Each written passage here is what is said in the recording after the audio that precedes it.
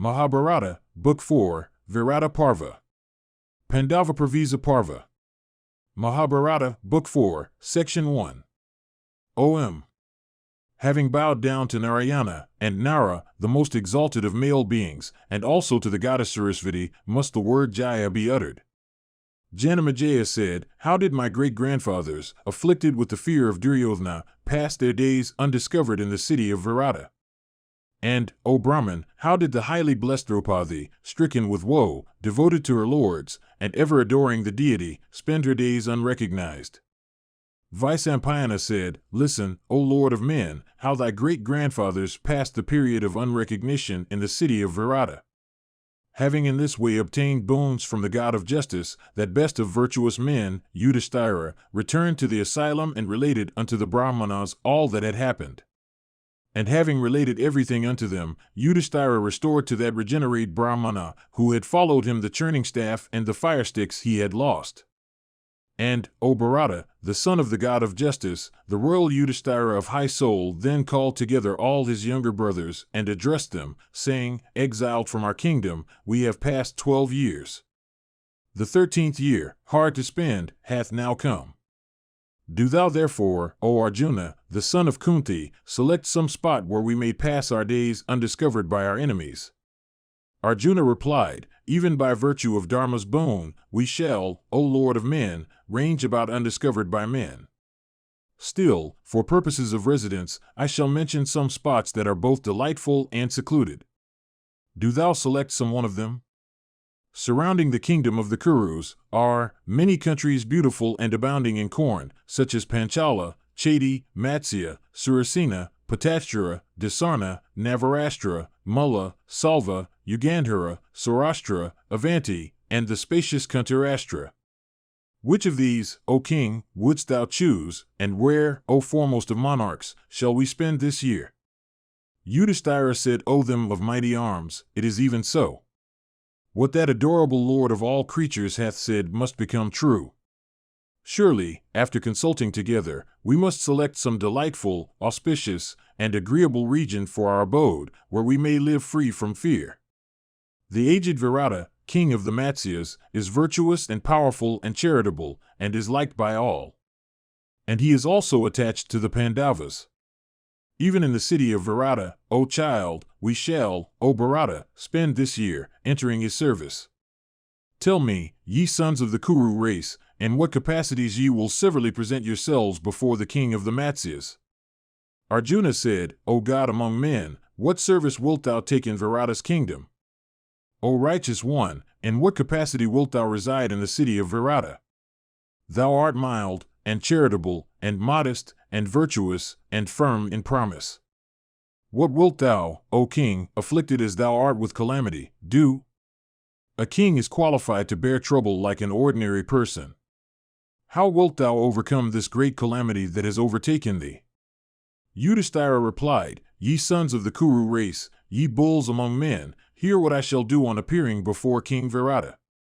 Presenting myself as a Brahmana, Kanka by name, skilled in dice and fond of play, I shall become a courtier of that high-souled king. And moving upon chessboards beautiful pawns made of ivory, of blue and yellow and red and white hue, by throws of black and red dice, I shall entertain the king with his courtiers and friends. And while I shall continue to thus delight the king, nobody will succeed in discovering me. And should the monarch ask me, I shall say, formerly I was the bosom friend of Yudhisthira. I tell you that it is thus that I shall pass my days, in the city of Virata. What office wilt thou, O Vrikotara, fill in the city of Virata?"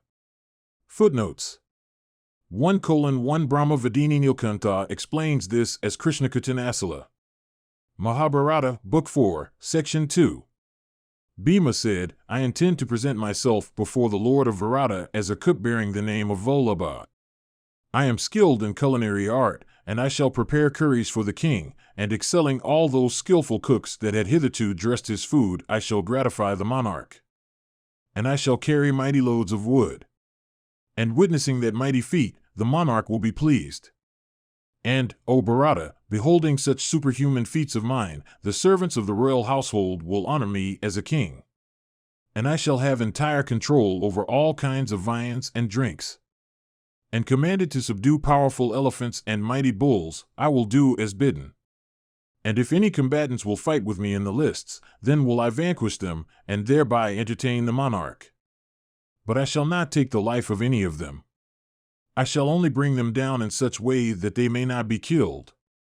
And on being asked as regards my antecedent, I shall say that formerly I was the wrestler and cook of Yudhisthira. Thus shall I, O king, maintain myself.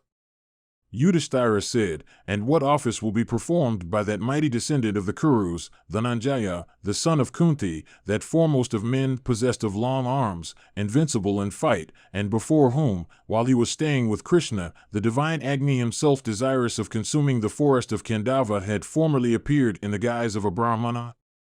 What office will be performed by that best of warriors, Arjuna, who proceeded to that forest and gratified Agni, vanquishing on a single car and slaying huge Nagas and Rakshasas, and who married the sister of Vasuki himself, the king of the Nagas? Even as the sun is the foremost of all heat-giving bodies, as the Brahmana is the best of all bipeds, as the cobra is the foremost of all serpents, as fire is the first of all things possessed of energy, as the thunderbolt is the foremost of all weapons, as the humped bull is the foremost of all animals of the bovine breed, as the ocean is the foremost of all watery expanses, as clouds charged with rain are the foremost of all clouds, as Ananta is the first of all Nagas, as Airavata is the foremost of all elephants, as the sun is the foremost of all beloved objects, and lastly, as the wife is the best of all friends, so, O Vrkodara, is the youthful Gudakisa, the foremost of all bowmen. And O Bharata, what office will be performed by Vibhatsu, the wielder of Gandiva, whose car is drawn by white horses, and who is not inferior to Indra or Vasudeva himself? What office will be performed by Arjuna, who, dwelling for 5 years in the abode of the thousand-eyed deity, Indra, shining in celestial luster, acquired by his own energy the science of superhuman arms with all celestial weapons, and whom I regard as the 10th Rudra, the 13th Aditya, the 9th Vasu, and the 10th Graha, whose arms, symmetrical and long, have the skin hardened by constant strokes of the bowstring and cicatrices which resemble those on the humps of bulls, that foremost of warriors who is as Himavat among mountains, the ocean among expanses of water, Sakra among the celestial, Havyavaha, fire, among the Vasus, the tiger among beasts, and Garuda among feathery tribes. Arjuna replied, O Lord of the earth, I will declare myself as one of the neuter sex. O monarch, it is, indeed, difficult to hide the marks of the bowstring on my arms. I will, however, cover both my cicatrized arms with bangles. Wearing brilliant rings on my ears and count bangles on my wrists and causing a braid to hang down from my head, I shall, O king, appear as one of the third sex, Brihanala by name. And living as a female I shall, always, entertain the king and the inmates of the inner apartments by reciting stories. And, O king, I shall also instruct the women of Virata's palace in singing and delightful modes of dancing and in musical instruments of diverse kinds. And I shall also recite the various excellent acts of men and thus conceal myself, O son of Kunti, by feigning disguise. And, O Bharata, should the king inquire, I will say that I lived as a waiting maid of Draupadi in Yudhisthira's palace. And, O foremost of kings, concealing myself by this means, as fire is concealed by ashes, I shall pass my days agreeably in the palace of Virata. Vaisampayana continued, having said this, Arjuna, that best of men and foremost of virtuous persons, became silent. Then the king addressed another brother of his. Footnotes. For :1 This speech of Vaisampayana is not included in some texts within the second section. To include it, however, in the third, is evidently a mistake. Mahabharata, Book 4, Section 3. Yudhisthira said, Tender, possessed of a graceful presence, and deserving of every luxury as thou art, what office wilt thou, O heroic Nakula, discharge while living in the dominions of that king? Tell me all about it. Nakula said, Under the name of Grantika, I shall become the keeper of the horses of King Virata. I have a thorough knowledge of this work and am skillful in tending horses. Besides, the task is agreeable to me, and I possess great skill in training and treating horses, and horses are ever dear to me as they are to thee, O king of the Kurus. At my hands even colts and mares become docile, these never become vicious in bearing a rider or drawing a car. And those persons in the city of Virata that may inquire of me, I shall, O bull of the Virata race, say, formerly I was employed by Yudhisthira in the charge of his horses. Thus disguised, O king, I shall spend my days delightfully in the city of Virata. No one will be able to discover me as I will gratify the monarch thus. Yudhisthira said, How wilt thou, O Sahadeva, bear thyself before that king? And what, O child, is that which thou wilt do in order to live in disguise? Sahadeva replied, I will become a keeper of the kine of Virata's king. I am skilled in milking kine and taking their history as well as in taming their fierceness. Passing under the name of Tuntrapal, I shall perform my duties deftly. Let thy heart's fever be dispelled. Formerly I was frequently employed to look after thy kine, and, O Lord of earth, I have a particular knowledge of that work. And, O monarch, I am well acquainted with the nature of kine, as also with their auspicious marks and other matters relating to them. I can also discriminate bulls with auspicious marks, the scent of whose urine may make even the barren being fourth child. Even thus will I live, and I always take delight in work of this kind. Indeed, no one will then be able to recognize me, and I will moreover gratify the monarch. Yudhisthira said, This is our beloved wife dearer to us than our lives. Verily, she deserveth to be cherished by us like a mother, and regarded like an elder sister. Unacquainted as she is with any kind of womanly work, what office will Krishna, the daughter of Draupadi, perform? Delicate and young, she is a princess of great repute. Devoted to her lords, and eminently virtuous, also, how will she live? Since her birth, she hath enjoyed only garlands and perfume, and ornaments and costly robes. Draupadi replied, There is a class of persons called Sarandris, who enter the services of other females, however, that are respectable, do not do so. Of this class there are some. I shall give myself out as a Sarandri, skilled in dressing hair. And, O Bharata, on being questioned by the king, I shall say that I served as a waiting woman of Draupadi in Yudhisthira's household. I shall thus pass my days in disguise. And I shall serve the famous Sudeshna, the wife of the king. Surely, obtaining me she will cherish me, duly. Do not grieve so, O king. Yudhisthira said, O Krishna, thou speakest well. But, O fair girl, thou wert born in a respectable family. Chaste as thou art, and always engaged in observing virtuous vows, thou knowest not what is sin. Do thou, therefore, conduct thyself in such a way that sinful men of evil hearts may not be gladdened by gazing at thee. Footnotes. For (2) the sloka commencing with Adashta and ending Rathashucha does not occur in texts except those in Bengal. For 3 am difference reading is observable here. The sense, however, is the same. 5:1 An independent female artisan working in another person's house, Wilson. Mahabharata, Book 4, Section 4. Yudhisthira said, Ye have already said what offices ye will respectively perform. I also, according to the measure of my sense, have said what office I will perform. Let our priest, accompanied by charioteers and cooks, repair to the abode of Draupadi, and there maintain our Agnihotra fires. And let Indrasena and the others, taking with them the empty cars, speedily proceed to Dwaravati. Even this is my wish. And let all these maidservants of Draupadi go to the Panchalas, with our charioteers and cooks. And let all of them say, We do not know where the Pandavas have gone, leaving us at the lake of Duryodhana. Vyasa said, having thus taken counsel of one another and told one another the offices they would discharge, the Pandavas sought Daumya's advice.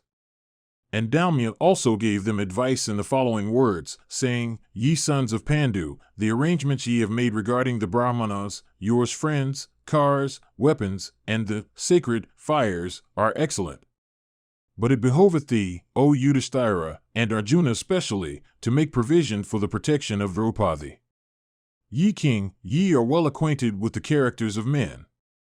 Yet whatever may be your knowledge, friends may from affection be permitted to repeat what is already known. Even this is subservient to the eternal interests of virtue, pleasure, and profit. I shall, therefore, speak to you something. Mark ye. To dwell with a king is, alas, difficult. I shall tell you, ye princes, how ye may reside in the royal household, avoiding every fault. Ye Kauravas, honorably or otherwise, ye will have to pass this year in the king's palace, undiscovered by those that know you. Then in the 14th year, ye will live happy. O son of Pandu, in this world, that cherisher and protector of all beings, the king, who is a deity in an embodied form, is as a great fire sanctified with all the mantras. One should present himself before the king, after having obtained his permission at the gate. No one should keep contact with royal secrets. Nor should one desire a seat which another may covet. He who doth not, regarding himself to be a favorite, occupy the king's car, or coach, or seat, or vehicle, or elephant, is alone worthy of dwelling in a royal household. He that sits not upon a seat the occupation of which is calculated raise alarm in the minds of malicious people, is alone worthy of dwelling in a royal household. No one should, unasked, offer counsel to a king. Paying homage in season unto the king, one should silently and respectfully sit beside the king, for kings take umbrage at babblers and disgrace laying counselors. A wise person should not contact friendship with the king's wife, nor with the inmates of the inner apartments, nor with those that are objects of royal displeasure. One about the king should do even the most unimportant acts and with the king's knowledge. Behaving thus with a sovereign, one doth not come by harm. Even if an individual attain the highest office, he should, as long as he is not asked or commanded, consider himself as born blind, having regard to the king's dignity, for O repressors of foes, the rulers of men do not forgive even their sons and grandsons and brothers when they happen to tamper with their dignity. Kings should be served with regardful care, even as Agni and other god, and he that is disloyal to his sovereign is certainly destroyed by him. Renouncing anger, and pride, and negligence, it behoveth a man to follow the course directed by the monarch. After carefully deliberating on all things, a person should set forth before the king those topics that are both profitable and pleasant, but should a subject be profitable without being pleasant, he should still communicate it, despite its disagreeableness. It behoveth a man to be well disposed towards the king in all his interests, and not to indulge in speech that is alike unpleasant and profitless. Always thinking I am not liked by the king, one should banish negligence, and be intent on bringing about what is agreeable and advantageous to him. He that swerveth not from his place, he that is not friendly to those that are hostile to the king, he that striveth not to do wrong to the king, is alone worthy to dwell in a royal household. A learned man should sit either on the king's right or the left. He should not sit behind him, for that is the place appointed for armed guards, and to sit before him is always interdicted. Let none, when the king is engaged in doing anything, in respect of his servants, come forward pressing himself zealously before others, for even if the aggrieved be very poor, such conduct would still be inexcusable. It behoveth no man to reveal to others any lie the king may have told, inasmuch as the king bears ill will to those that report his falsehoods. Kings also always disregard persons that regard themselves as learned. No man should be proud thinking I am brave, or I am intelligent, but a person obtains the good graces of a king and enjoys the good things of life, by behaving agreeably to the wishes of the king. And, O Virata, obtaining things agreeable, and wealth also which is so hard to acquire, a person should always do what is profitable as well as pleasant to the king. What man that is respected by the wise can even think of doing mischief to one whose ire is great impediment and whose favor is productive of mighty fruits?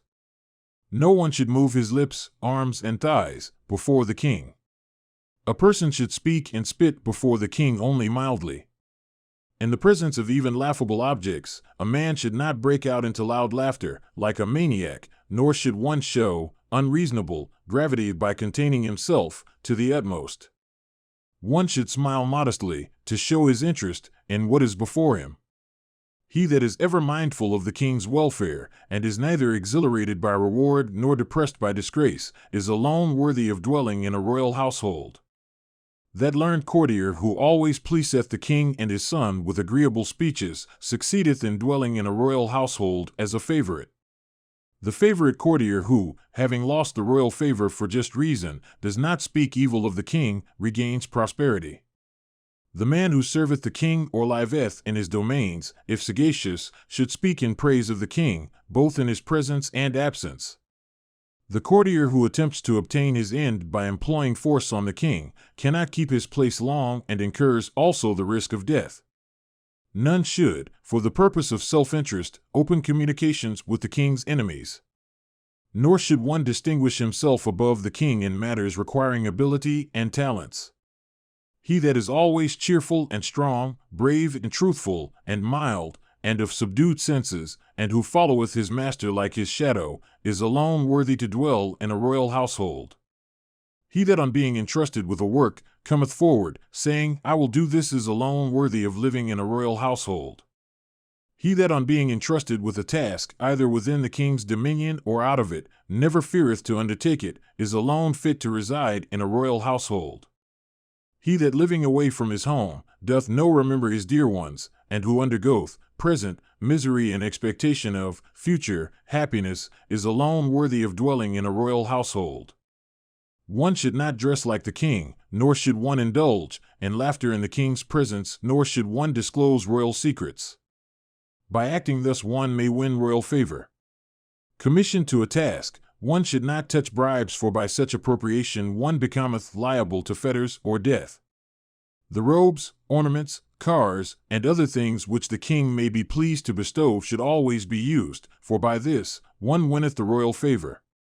Ye children, controlling your minds, do ye spend this year, ye sons of Pandu, behaving in this way. Regaining your own kingdom, ye may live as ye please. Yudhisthira said, We have been well taught by thee. Blessed be thou. There is none that could say so to us, save our mother Kunti and Vidura of great wisdom. It behoveth thee to do all that is necessary now for our departure, and for enabling us to come safely through this woe, as well as for our victory over the foe. Vyasa continued, thus addressed by Yudhisthira, Daumya, that best of Brahmanas, performed according to the ordinance the rites ordained in respect of departure. And lighting up their fires, he offered, with mantras, oblations on them for the prosperity and success of the Pandavas, as for their reconquest of the whole world. And walking round those fires and round the Brahmanas of ascetic wealth, the six set out, placing Yajnasini in their front. And when those heroes had departed, Daumya, that best of ascetics, taking their sacred fires, set out for the Panchalas. And Indrasena, and others already mentioned, went to the Yadavas, and looking after the horses and the cars of the Pandavas passed their time happily and in privacy. Footnotes 6:1 Some of the Bengal text and Sarvashtrameya for Sarvamantrameya. The former is evidently incorrect. 7:1 This is a very difficult sloka. Neelkantha adopts the reading Sanjayat. The Bengal editions read Sanjapet. If the latter be the correct reading, the meaning then would be, let none talk about what transpires in the presence of the king. For those even that are poor, regard it as a grave fault. The sense evidently is that the occurrences in respect of a king which one witnesses should not be divulged. Even they that are powerless regard such divulgence of what occurs in respect of them as an insult to them, and, therefore, inexcusable. 8:1 The Bengal editions, read Rajna in the instrumental case. Following a manuscript text of a pundit of my acquaintance, I read Rajnas in the genitive. Mahabharata, Book 4, Section 5. Vyasa said, girding their waists with swords, and equipped with finger protectors made of iguana skins, and with various weapons, those heroes proceeded in the direction of the river Yamuna. And those bowmen desirous of, speedily, recovering their kingdom, hitherto living in inaccessible hills and forest fastnesses, now terminated their forest life and proceeded to the southern bank of that river. And those mighty warriors endued with great strength and hitherto leading the lives of hunters by killing the deer of the forest, passed through Yakraloma and Surasena, leaving behind, on their right, the country of the Panchalas, and on their left, that of the Dasarnas. And those bowmen, looking wan and wearing beards and equipped with swords, entered Matsya's dominions, leaving the forest, giving themselves out as hunters. And on arriving at that country, Krishna addressed Yudhisthira, saying, "We see footpaths here, and various fields. From this it appears that Virata's metropolis is still at a distance. Pass we here what part of the night is still left, for great is my fatigue." Yudhisthira answered, "O Dhananjaya of Bharata's race, do thou take up Panchali and carry her." Just on emerging from this forest, we arrive at the city. Vyasa continued, "Thereupon, like the leader of a herd of elephants, Arjuna speedily took up Draupadi, and on coming to the vicinity of the city, let her down. And on reaching the city, Guru's son, Yudhisthira, addressed Arjuna, saying, 'Where shall we deposit our weapons, before entering the city? If, O child, we enter it with our weapons about us, we shall thereby surely excite the alarm of the citizens. Further, the tremendous bow, the Gandiva, is known to all men, so that people will, without doubt, recognize us soon. And if even one of us is discovered, we shall, according to promise, have to pass another 12 years in the forest.'" Arjuna said, "Hard by yon cemetery and near that inaccessible peak is a mighty sami tree, throwing about its gigantic branches and difficult to ascend. Nor is there any human being who, I think, O Pandu's son, will SPS depositing our arms at that place. That tree is in the midst of an out-of-the-way forest abounding in beasts and snakes, and is in the vicinity of a dreary cemetery. Stowing away our weapons on the sami tree, let us, O Bharata, go to the city and live there, free from anxiety." Vyasa continued, "Having O bull of the Bharata race spoken thus to King Yudhisthira the just, Arjuna prepared to deposit the weapons on the tree. And that bull among the Kurus then loosened the string of the large and dreadful Gandiva, ever producing thundering twang and always destructive of hostile hosts, and with which he had conquered, on a single car, gods and men and nagas and swelling provinces. And the warlike Yudhisthira, that repressor of foes, unfastened the undecaying string of that bow with which he had defended the field of Kurukshetra. And the illustrious Bhima unstrung that bow by means of which that sinless one had vanquished in fight the Panchals and the Lord of Sindhu, and with which, during his career of conquest, he had, single-handed, opposed innumerable foes, and hearing whose twang which was like unto the roar of the thunder or the splitting of a mountain, enemies always fly, and panic, from the field of battle. And that son of Pandu of coppery complexion and mild speech, who is endued with great prowess in the field, and is called Nakula in consequence of his unexampled beauty in the family, then unfastened the string of that bow with which he had conquered all the regions of the west. And the heroic Sahadeva also, possessed of a mild disposition, then united the string of that bow with which he had subjugated the countries of the south. And with their bows, they put together their long and flashing swords, their precious quivers, and their arrows sharp as razors. And Nakula ascended the tree, and deposited on it the bows and the other weapons. And he tied them fast on those parts of the tree which he thought would not break, and where the rain would not penetrate. And the Pandavas hung up a corpse on the tree, knowing that people smelling the stench of the corpse would say, "Here sure is a dead body," and avoid the tree from a distance. And on being asked by the shepherds and cowherds regarding the corpse, those repressors of foes said unto them, "This is our mother, aged 180 years. We have hung up her dead body, in accordance with the custom observed by our forefathers." And then those resistors of foes approached the city. And for purposes of non-discovery Yudhisthira kept these 5 names for himself and his brothers respectively, viz., Jaya, Janta, Vijaya, Jayatsena, and Jayadvala. Then they entered the great city, with the view to passing the 13th year undiscovered in that kingdom, agreeably to the promise, to Duryodhana. Mahabharata, Book 4, Section 6.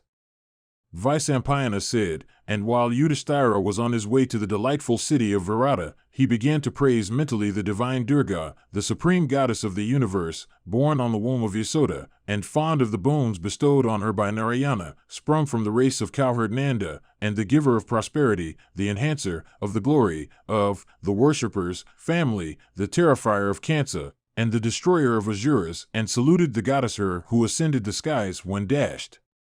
by Kansa, on a stony platform, who was the sister of Vasudeva, one who is always decked in celestial garlands and attired in celestial robes, who is armed with scimitar and shield, and always rescues the worshipper sunk in sin, like a cow in the mire, who in the hours of distress calls upon that eternal giver of blessings for relieving him of their burdens. And the king, desirous with his brothers of obtaining a sight of the goddess, invoked her and began to praise her by reciting various names derived from approved hymns. And Yudhisthira said, "Salutations to thee, O giver of boons! O thou that art identical with Krishna, O maiden, O thou that hast observed the vow of Brahmacharya, O thou of body bright as the newly risen sun, O thou of face beautiful as the full moon! Salutations to thee, O thou of 4 hands and 4 faces, O thou of fair round hips and deep bosom, O thou that wearest bangles made of emeralds and sapphires, O thou that bearest excellent bracelets on thy upper arm. Thou shinest, O goddess, as Padma, the consort of Narayana. O thou that rangest the ethereal regions, thy true form and thy Brahmacharya are both of the purest kind. Sable as the black clouds, thy face is beautiful as that of Sankarsana. Thou bearest 2 large arms long as a couple of poles raised in honor of Indra. And nigh 6 other arms thou bearest a vessel, a lotus, a bell, a noose, a bow, a large discus, and various other weapons. Thou art the only female in the universe that possesses the attribute of purity. Thou art decked with a pair of well-made ears graced with excellent rings. O goddess, thou shinest with a face that challengeth the moon in beauty. With an excellent diadem and beautiful braid with robes made of the bodies of snakes, and with also the brilliant girdle round thy hips, thou shinest like the Mandara mountain encircled with snakes. Thou shinest also with peacock plumes standing erect on thy head, and thou hast sanctified the celestial regions by adopting the vow of perpetual maidenhood. It is for this, O thou that hast slain the Mahishasura, that thou art praised and worshipped by the gods for the protection of the 3 worlds. O thou foremost of all deities, extend to me thy grace, show me thy mercy, and be thou the source of blessings to me. Thou art Jaya and Vijaya, and it is thou that givest victory in battle. Grant me victory, O goddess, and give me boons also at this hour of distress. Thy eternal abode is on Vindhya, that foremost of mountains. O Kali, thou art the great Kali, ever fond of wine and meat and animal sacrifice. Capable of going everywhere at will, and bestowing boons on thy devotees, thou art ever followed in thy journeys by Brahma and the other gods. By them that call upon thee for the relief of their burdens, and by them also that bow to thee at daybreak on earth, there is nothing that cannot be attained in respect either of offspring or wealth. And because thou rescuest people from difficulties, whether when they are afflicted in the wilderness or sinking in the great ocean, it is for this that thou art called Durga by all. Thou art the sole refuge of men when attacked by robbers, or while afflicted in crossing streams and seas, or in wilderness and forests. Those men that remember thee are never prostrated, O great goddess. Thou art fame, thou art prosperity, thou art steadiness, thou art success, thou art the wife, thou art men's offspring, thou art knowledge, and thou art the intellect. Thou art the 2 twilights, the night sleep, light both solar and lunar, beauty, forgiveness, mercy, and every other thing. Thou dispellest, worshipped by the devotees, their fetters, ignorance, loss of children and loss of wealth, disease, death, and fear. I, who have been deprived of my kingdom, seek thy protection. And as I bow to thee with bended head, O supreme goddess, grant me protection, O thou of eyes like lotus leaves. And be thou as boon-giving truth unto us that are acting according to truth. And, O Durga, kind as thou art unto all that seek thy protection, and affectionate unto all thy devotees, grant me protection. Vaisampayana continued, thus praised by the son of Pandu, the goddess showed herself unto him. And approaching the king, she addressed him in these words, O mighty armed king, listen, O Lord, to these words of mine. Having vanquished and slain the ranks of the Kauravas through my grace, victory in battle will soon be thine. Thou shalt again lord it over the entire earth, having made thy dominions destitute of thorns. And, O king, thou shalt also, with thy brothers, obtain great happiness. And through my grace, joy and health will be thine. And they also in the world who will recite my attributes and achievements will be freed from their sins and gratified. I will bestow upon them kingdom, long life, beauty of person, and offspring. And they, O king, who will invoke me, after thy manner, in exile or in the city, in the midst of battle or of dangers from foes, in forests or in inaccessible deserts, in seas or mountain fastnesses, there is nothing that they will not obtain in this world. And ye sons of Pandu, he will achieve success in every business of his that will listen to, or himself recite with devotion, this excellent hymn. And through my grace neither the Kuru's spies, nor those that dwell in the country of the Matsyas, will succeed in recognizing you all as long as ye reside in Virata's city. And having said these words unto Yudhisthira, that chastiser of foes, and having arranged for the protection of the sons of Pandu, the goddess disappeared there and then. Footnotes 11:1 Mahishasura, the son of Rambasura. Durga had to fight for many years before she could slay this formidable Asura. The story occurs in the Markandeya Purana. To this day, Bengal during the great Durga Puja festival in autumn worships the goddess with great veneration. 12:1 literally, one that rescues from difficulty. Mahabharata, Book 4, Section 7. Vyasa said, then tying up in his cloth dice made of gold and set with lapis lazuli, and holding them below his armpit, King Yudhisthira, that illustrious lord of men, that high-souled perpetuator of the Kuru race, regarded by kings, irrepressible in might, and like unto a snake of virulent poison, that bull among men, endued with strength and beauty and prowess, and possessed of greatness, and resembling in form a celestial, though now like unto the sun enveloped in dense clouds, or fire covered with ashes, first made his appearance when the famous King Virata was seated in his court. And beholding with his followers that son of Pandu in his court, looking like the moon hid in clouds and possessed of a face beautiful as the full moon, King Virata addressed his counselors and the twice-born ones and the charioteers and the Vaishyas and others, saying, Inquire ye who it is, so like a king that looketh on my court for the first time. He cannot be a Brahmana. Methinks he is a man of men, and a lord of earth. He hath neither slaves, nor cars, nor elephants with him, yet he shineth like the very Indra. The marks on his person indicate him to be one whose coronal locks have undergone the sacred investiture. Even this is my belief. He approacheth me without any hesitation, even as an elephant in red approacheth an assemblage of lotuses.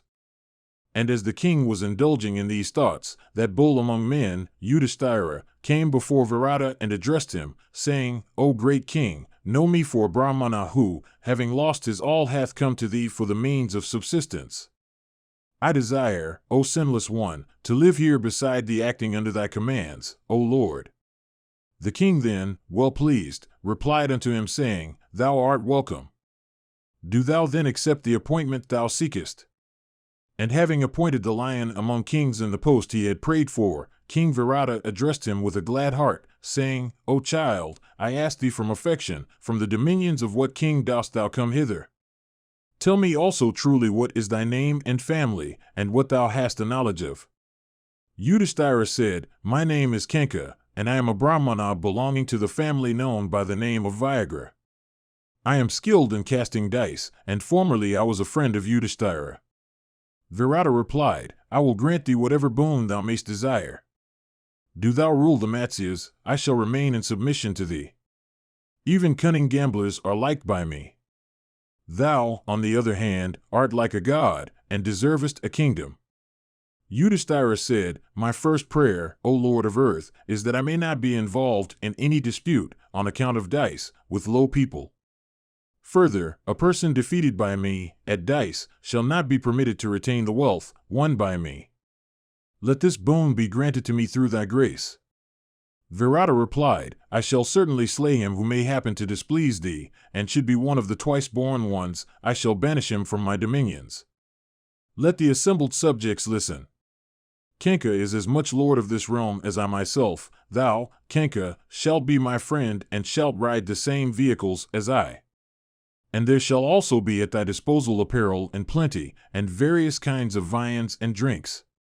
And thou shalt look into my affairs, both internal and external.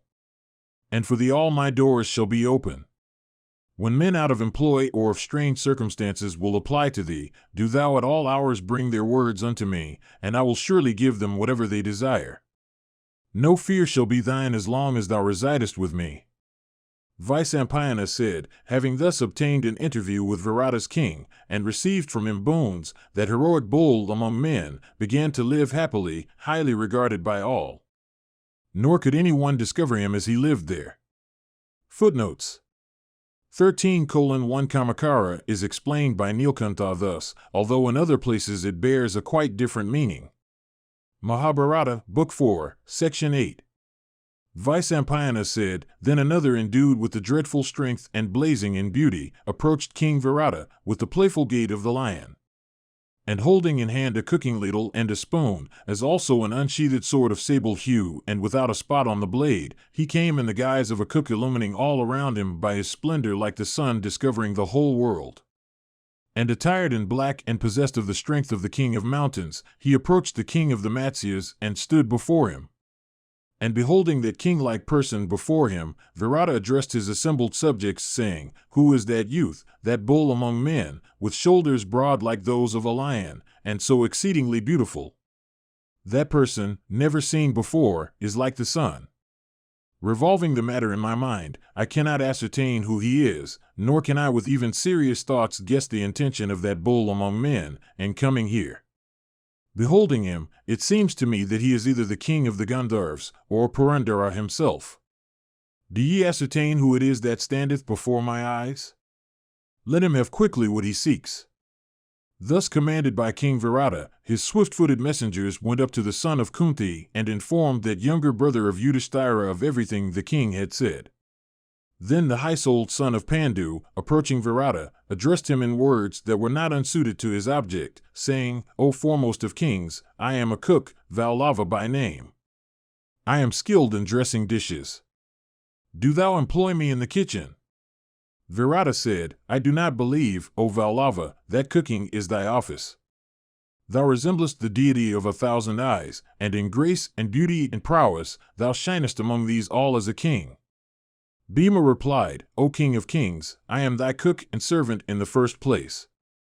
It is not curries only of which I have knowledge, O monarch, although King Yudhisthira always used in days gone by to taste my dishes. O Lord of earth, I am also a wrestler.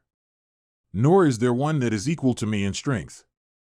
And engaging in fight with lions and elephants, I shall, O sinless one, always contribute to thy entertainment. Virata said, I will even grant thee boons. Thou wilt do what thou wishest, as thou describest thyself skilled in it. I do not, however, think that this office is worthy of thee, for thou deservest this, entire earth girt round by the sea. But do as thou likest. Be thou the superintendent of my kitchen, and thou art placed at the head of those who have been appointed there before by me. Vysampayana continued, thus appointed in the kitchen, Bhima soon became the favorite of King Virata. And, O king, he continued to live there unrecognized by the other servants of Virata as also by other people. Mahabharata, Book 4, Section 9. Vysampayana said, binding her black, soft, fine, long and faultless tresses with crisped ends into a knotted braid, Draupadi of black eyes and sweet smiles, throwing it upon her right shoulders, concealed it by her cloth. And she wore a single piece of a black and dirty though costly cloth. And dressing herself as a Sarandri, she began to wander hither and thither in seeming affliction. And beholding her wandering, men and women came to her hastily and addressed her, saying, Who are you? And what do you seek? And she replied, I am a king's Sarandri. I desire to serve any one that will maintain me. But beholding her beauty and dress, and hearing also her speech that was so sweet, the people could not take her for a maidservant in search of subsistence.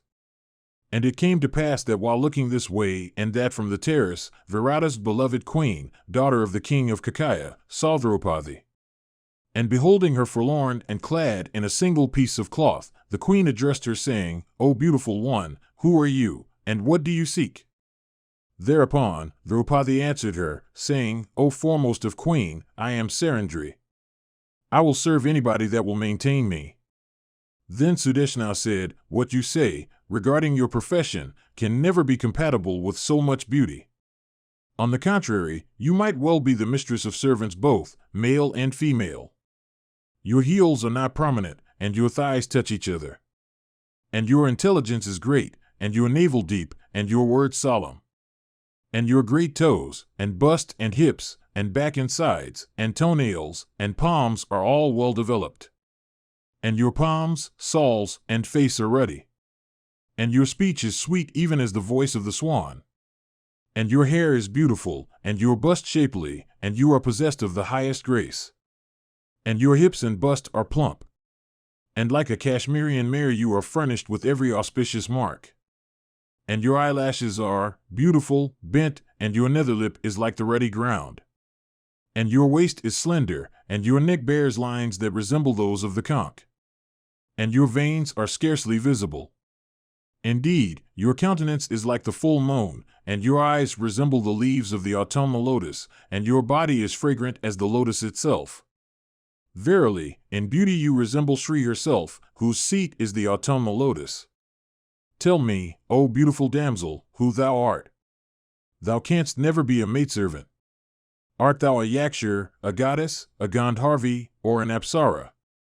Art thou the daughter of a celestial, or art thou a female naga? Art thou the guardian goddess of some city, a Vidyadhari, or a Kinari, or art thou Rohini herself? Or art thou Alamvasha, or Mishrakizi, Pundarika, or Malini, or the queen of Indra, or of Varuna? Or art thou the spouse of Viswakarma, or of the creative Lord himself? Of these goddesses who art renowned in the celestial regions, who art thou, O graceful one? Draupadi replied, O auspicious lady, I am neither a goddess, nor a Gandharvi, nor a yakshur, nor a Rakshasi. I am a maidservant of the Sarandri class. I tell thee this truly. I know to dress the hair to pound, fragrant substances, for preparing unguents, and also to make beautiful and variegated garlands. O beauteous lady, of jasmines and lotuses and blue lilies and champakas. Formerly I served Krishna's favorite queen Satyabhama, and also Draupadi, the wife of the Pandavas and the foremost beauty of the Kuru race. I wander about alone, earning good food and dress, and as long as I get these, I continue to live in the place where they are obtainable. Draupadi herself called me Malini, maker of garlands. Hearing this, Sudeshna said, I would keep thee upon my head itself, if the doubt did not cross my mind that the king himself would be attracted towards thee with his whole heart. Attracted by thy beauty, the females of the royal household and my maids are looking at thee. What male person, then, is there that can resist thy attraction? Surely, O thou of well-rounded hips, O damsel of exquisite charms, beholding thy form of superhuman beauty, King Virata is sure to forsake me, and will turn to thee with his whole heart. O thou of faultless limbs, O thou that art endued with large eyes casting quick glances, he upon whom thou wilt look with desire is sure to be stricken. O thou of sweet smiles, O thou that possessest a faultless form, he that will behold thee constantly will surely catch the flame.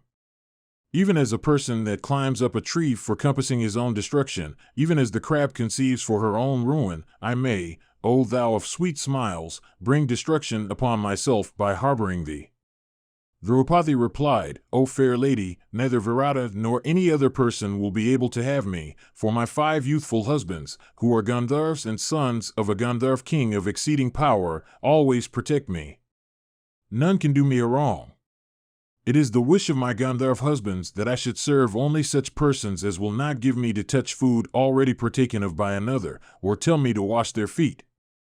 Any man that attempts to have me like any common woman, meeteth with death that very night. No one can succeed in having me, for, O beautiful lady, O thou of sweet smiles, those beloved Gandharvs, possessed of great energy and mighty strength, always protect me secretly. Sudeshna said, O thou that bringest delight to the heart, if it is as thou sayest, I will take thee into my household. Thou shalt not have to touch food that hath been partaken of by another, or to wash another's feet. Vaisampayana continued, thus addressed by Virata's wife, O Janamejaya, Krishna, Draupadi, ever devoted to her lords, began to live in that city. Nor could anyone ascertain who in reality she was. Mahabharata, Book 4, Section 10. Vyasa said, then clad in a cowherd's dress, and speaking the dialect of cowherds, Sahadeva came to the Kaupan of Virata's city. And beholding that bull among men, who was shining in splendor, the king was struck with amazement. And he directed his men to summon Sahadeva. And when the latter came, the king addressed him, saying, To whom dost thou belong? And whence dost thou come? And what work dost thou seek? I have never seen thee before. O bull among men, tell me truly about thee. Having come before the king that afflicter of foes, Sahadeva answered in accents deep as the roar of the cloud, I am a Vaishya, Arishtanami by name. I was employed as a cowherd in the service of those bulls of the Kuru race, the sons of Pandu. O foremost of men, I intend now to live beside thee, for I do not know where those lions among kings, the sons of Pritha, are. I cannot live without service, and, O king, I do not like to enter into the service of anyone else save thee. Hearing these words, Virata said, Thou must either be a Brahmana or a Kshatriya. Thou lookest as if thou wert the lord of the entire earth surrounded by the sea. Tell me truly, O thou that mowest down thy foes. The office of a Vaishya is not fit for thee. Tell me from the dominions of what king thou comest, and what thou knowest, and in what capacity thou wouldst remain with us, and also what pay thou wouldst accept. Sahadeva answered, Yudhisthira, the eldest of the 5 sons of Pandu, had one division of kine numbering 810,000, and another 10,000, and another, again, 20,000, and so on. I was employed in keeping those cattle. People used to call me Tantripala. I know the present, the past, and the future of all kind living within 10 yojanas, and whose tail has been taken. My merits were known to that illustrious one, and the Kuru king Yudhisthira was well pleased with me. I am also acquainted with the means which aid kind in multiplying within a short time, and by which they may enjoy immunity from disease. Also these arts are known to me. I can also single out bulls having auspicious marks for which they are worshipped by men, and by smelling whose urine the baron may conceive. Virata said, I have 100,000 kine divided into distinct herds. All those together with their keepers, I place in thy charge. Henceforth my beasts will be in thy keep. Vyasa continued, Then, O king, undiscovered by that monarch, that lord of men, Sahadeva, maintained by Virata, began to live happily. Nor did anyone else, besides his brothers, recognize him. Mahabharata, Book 4, Section 11. Vyasa said, Next appeared at the gate of the ramparts another person of enormous size and exquisite beauty, decked in the ornaments of women, and wearing large earrings and beautiful conch bracelets overlaid with gold. And that mighty armed individual with long and abundant hair floating about his neck resembled an elephant in gait. And shaking the very earth with his tread, he approached Virata and stood in his court. And beholding the son of the great Indra, shining with exquisite luster and having the gait of a mighty elephant, that grinder of foes having his true form concealed in disguise, entering the council hall and advancing towards the monarch, the king addressed all his courtiers, saying, Whence doth this person come? I have never heard of him before. And when the men present spoke of the newcomer as one unknown to them, the king wonderingly said, Possessed of great strength, thou art like unto a celestial, and young and of darkish hue, thou resemblest the leader of a herd of elephants. Wearing conch bracelets overlaid with gold, a braid, and earrings, thou shinest yet like one amongst those that riding on chariots wander about equipped with mail and bow and arrows and decked with garlands and fine hair. I am old and desirous of relinquishing my burden. Be thou like my son, or rule thou like myself all the Matsyas. It seemeth to me that such a person as thou can never be of the neuter sex. Arjuna said, I sing, dance, and play on instruments. I am proficient in dance and skilled in song. O Lord of men, assign me unto the princess Yudhisthira. I shall be dancing master to the royal maiden. As to how I have come by this form, what will it avail thee to hear the account which will only augment my pain? Know me, O king of men, to be Virhanala, a son or daughter without father or mother. Virata said, O Virhanala, I give thee what thou desirest. Instruct my daughter, and those like her, in dancing. To me, however, this office seemeth unworthy of thee. Thou deserves the dominion of the entire earth girt round by the ocean. Vyasa continued, the king of the Matsyas then tested Virhanala in dancing, music, and other fine arts, and consulting with his various ministers forthwith caused him to be examined by women. And learning that this impotency was of a permanent nature, he sent him to the maiden's apartments.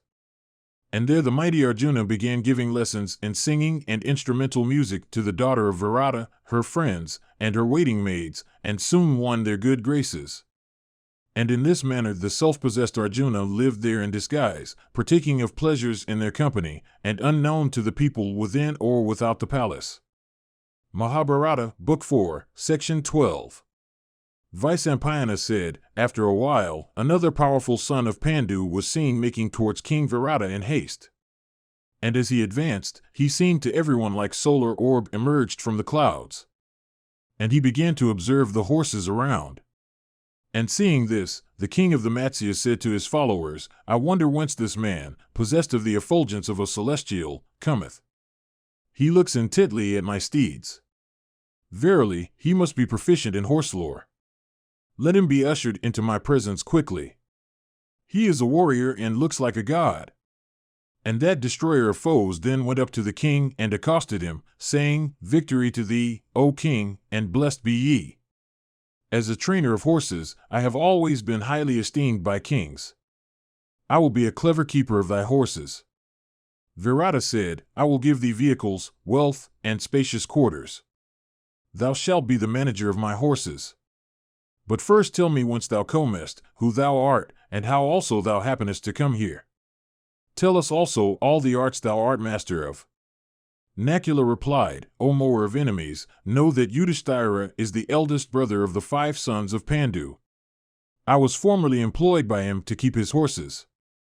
I am acquainted with the temper of steeds, and know perfectly the art of breaking them. I know also how to correct vicious horses, and all the methods of treating their diseases. No animal in my hands becometh weak or ill. Not to speak of horses, even mares in my hands will never be found to be vicious. People called me Grantika by name, and so did Yudhisthira, the son of Pandu. Virata said, Whatever horses I have, I consign to thy care even from today.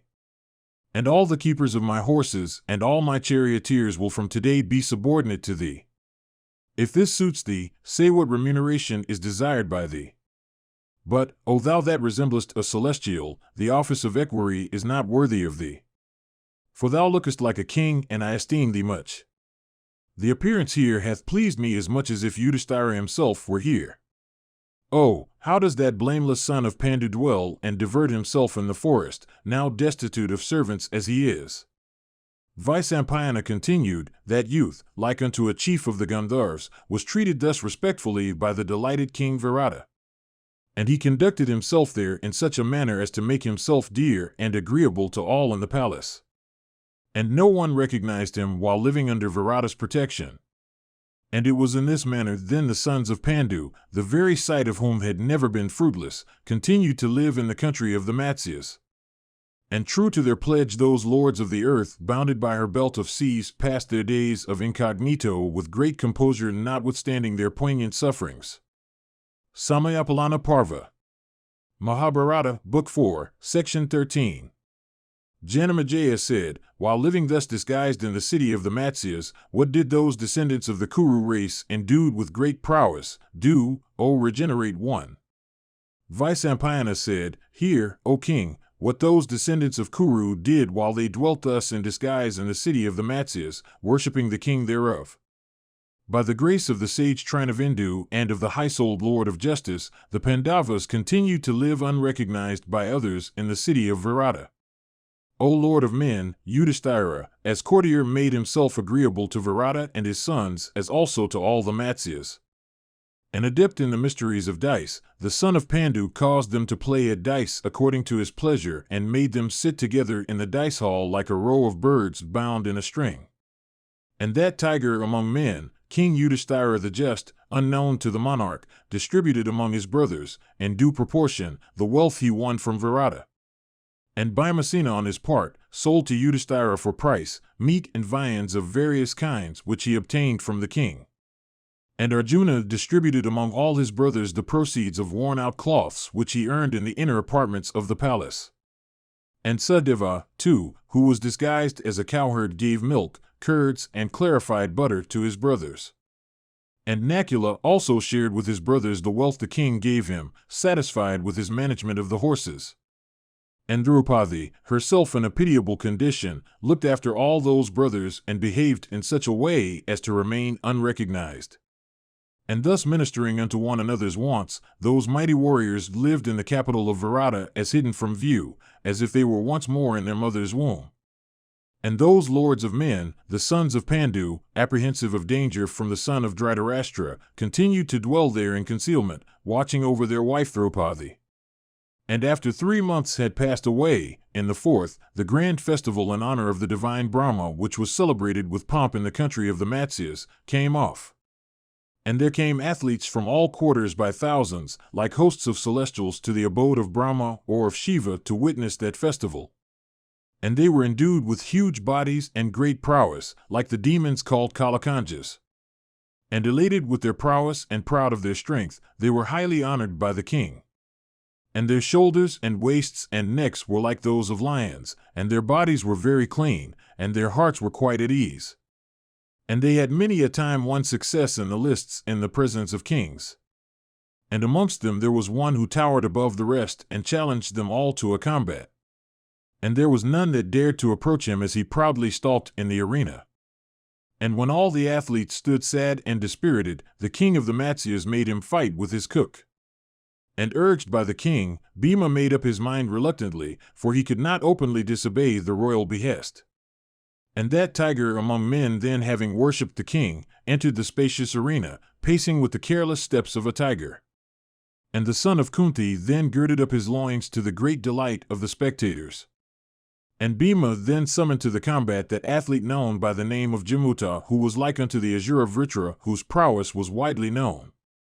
And both of them were possessed of great courage, and both were endued with terrible prowess. And they were like a couple of infuriate and huge-bodied elephants, each 60 years old. And those brave tigers among men then cheerfully engaged in a wrestling combat, desirous of vanquishing each other. And terrible was the encounter that took place between them, like the clash of the thunderbolt against the stony mountain breast. And both of them were exceedingly powerful and extremely delighted at each other's strength. And desirous of vanquishing each other, each stood eager to take advantage of his adversary's lapse. And both were greatly delighted, and both looked like infuriate elephants of prodigious size. And various were the modes of attack and defense that they exhibited with their clenched fists. And each dashed against the other and flung his adversary to a distance. And each cast the other down and pressed him close to the ground. And each got up again and squeezed the other in his arms. And each threw the other violently off his place by boxing him on the breast. And each caught the other by the legs and whirling him round threw him down on the ground. And they slapped each other with their palms that struck as hard as the thunderbolt. And they also struck each other with their outstretched fingers, and stretching them out like spears thrust the nails into each other's body. And they gave each other violent kicks. And they struck knee and head against head, producing the crash of one stone against another. And in this manner that furious combat between those warriors raged on without weapons, sustained mainly by the power of their arms and their physical and mental energy, to the infinite delight of the concourse of spectators. And all people, O king, took deep interest in that encounter of those powerful wrestlers who fought like Indra and the azure of Vritra. And they cheered both of them with loud acclamations of applause. And the broad-chested and long-armed experts in wrestling then pulled and pressed and whirled and hurled down each other and struck each other with their knees, expressing all the while their scorn for each other in loud voices. And they began to fight with their bare arms in this way, which were like spiked maces of iron. And at last the powerful and mighty-armed Bhima, the slayer of his foes, shouting aloud seized the vociferous athlete by the arms even as the lion seizes the elephant, and taking him up from the ground and holding him aloft, began to whirl him round, to the great astonishment of the assembled athletes and the people of Matsya. And having whirled him round and round 100 times till he was insensible, the strong-armed Vrikottara dashed him to death on the ground. And when the brave and renowned Jamota was thus killed, Virata and his friends were filled with great delight. And in the exuberance of his joy, the noble-minded king rewarded Vallava then and there with the liberality of Kuvera. And killing numerous athletes and many other men possessed of great bodily strength, he pleased the king very much. And when no one could be found there to encounter him in the lists, the king made him fight with tigers and lions and elephants. And the king also made him battle with furious and powerful lions in the harem for the pleasure of the ladies. And Arjuna, too, pleased the king and all the ladies of the inner apartments by singing and dancing. And Nakula pleased Virata, that best of kings, by showing him fleet and well-trained steeds that followed him wherever he went. And the king, gratified with him, rewarded him with ample presents. And beholding around Sahadeva a herd of well-trained bullocks, Virata, that bull among men, bestowed upon him also wealth of diverse kinds. And, O king, Draupadi, distressed to see all those warriors suffer pain, sighed incessantly. And it was in this way that those eminent persons lived there in disguise, rendering services unto King Virata. Footnotes 22:1 Krita attack, Pratakrita warding it off, Sankata clenched some texts read Sankatakis. The meaning then would be cased in gauntlets. Kichaka Bada Parva. Mahabharata, Book 4, Section 14. Vyasa said, living in such disguise, those mighty warriors, the sons of Pritha, passed 10 months in Matsya's city. And, O monarch, although herself deserving to be waited upon by others, the daughter of Yajnasena, O Janamajaya, passed her days in extreme misery, waiting upon Sudeshna. And residing thus in Sudeshna's apartments, the princess of Panchala pleased that lady as also the other females of the inner apartments. And it came to pass that as the year was about to expire, the redoubtable Kichaka, the commander of Virata's forces, chanced to behold the daughter of Draupadi. And beholding that lady endued with the splendor of a daughter of the celestials, treading the earth like a goddess, Kichaka, afflicted with the shafts of Kama, desired to possess her. And burning with desire's flame, Virata's general came to Sudeshna, his sister, and smilingly addressed her in these words, "This beauteous lady had never before been seen by me in King Virata's abode. This damsel maddens me with her beauty, even as a new wine maddens one with its fragrance. Tell me, who is this graceful and captivating lady possessed of the beauty of a goddess, and who she is, and whence she hath come? Surely, grinding my heart, she hath reduced me to subjection. It seems to me that, save her, there is no other medicine for my illness. Oh, this fair handmaid of thine seemeth to me to be possessed of the beauty of a goddess. Surely, one like her is ill-suited to serve thee. Let her rule over me and whatever is mine. Oh, let her grace my spacious and beautiful palace, decked with various ornaments of gold, full of viands and drinks in profusion, with excellent plates, and containing every kind of plenty, besides elephants and horses and cars in myriads." And having consulted with Sudeshna thus, Kichaka went to Princess Draupadi, and like a jackal in the forest accosting a lioness, spoke unto Krishna these words in a winning voice, "Who and whose art thou, O beautiful one? And O thou of beautiful face, whence hast thou come to the city of Virata? Tell me all this, O fair lady. Thy beauty and gracefulness are of the very first order, and the comeliness of thy features is unparalleled. With its loveliness thy face shineth ever like the resplendent moon. O thou of fair eyebrows, thy eyes are beautiful and large like lotus petals. Thy speech also, O thou of beautiful limbs, resembles the notes of the cuckoo. O thou of fair hips, never before in this world have I beheld a woman possessed of beauty like thine, O thou of faultless features. Art thou Lakshmi herself having her abode in the midst of lotuses, or art thou, O slender-waisted one, she who is called Buddhi? Or, which amongst these Rai, Sri, Kirti and Kanti art thou, O thou of beautiful face? Or possessed of beauty like Rithis, art thou, she who sporteth in the embraces of the god of love? O thou that possessest the fairest of eyebrows, thou shinest beautifully even like the lovely light of the moon. Who is there in the whole world that will not succumb to the influence of desire beholding thy face? Endued with unrivaled beauty and celestial grace of the most attractive kind, that face of thine is even like the full moon, its celestial effulgence resembling his radiant face, its smile resembling his soft light, and its eyelashes looking like the spokes on his disk.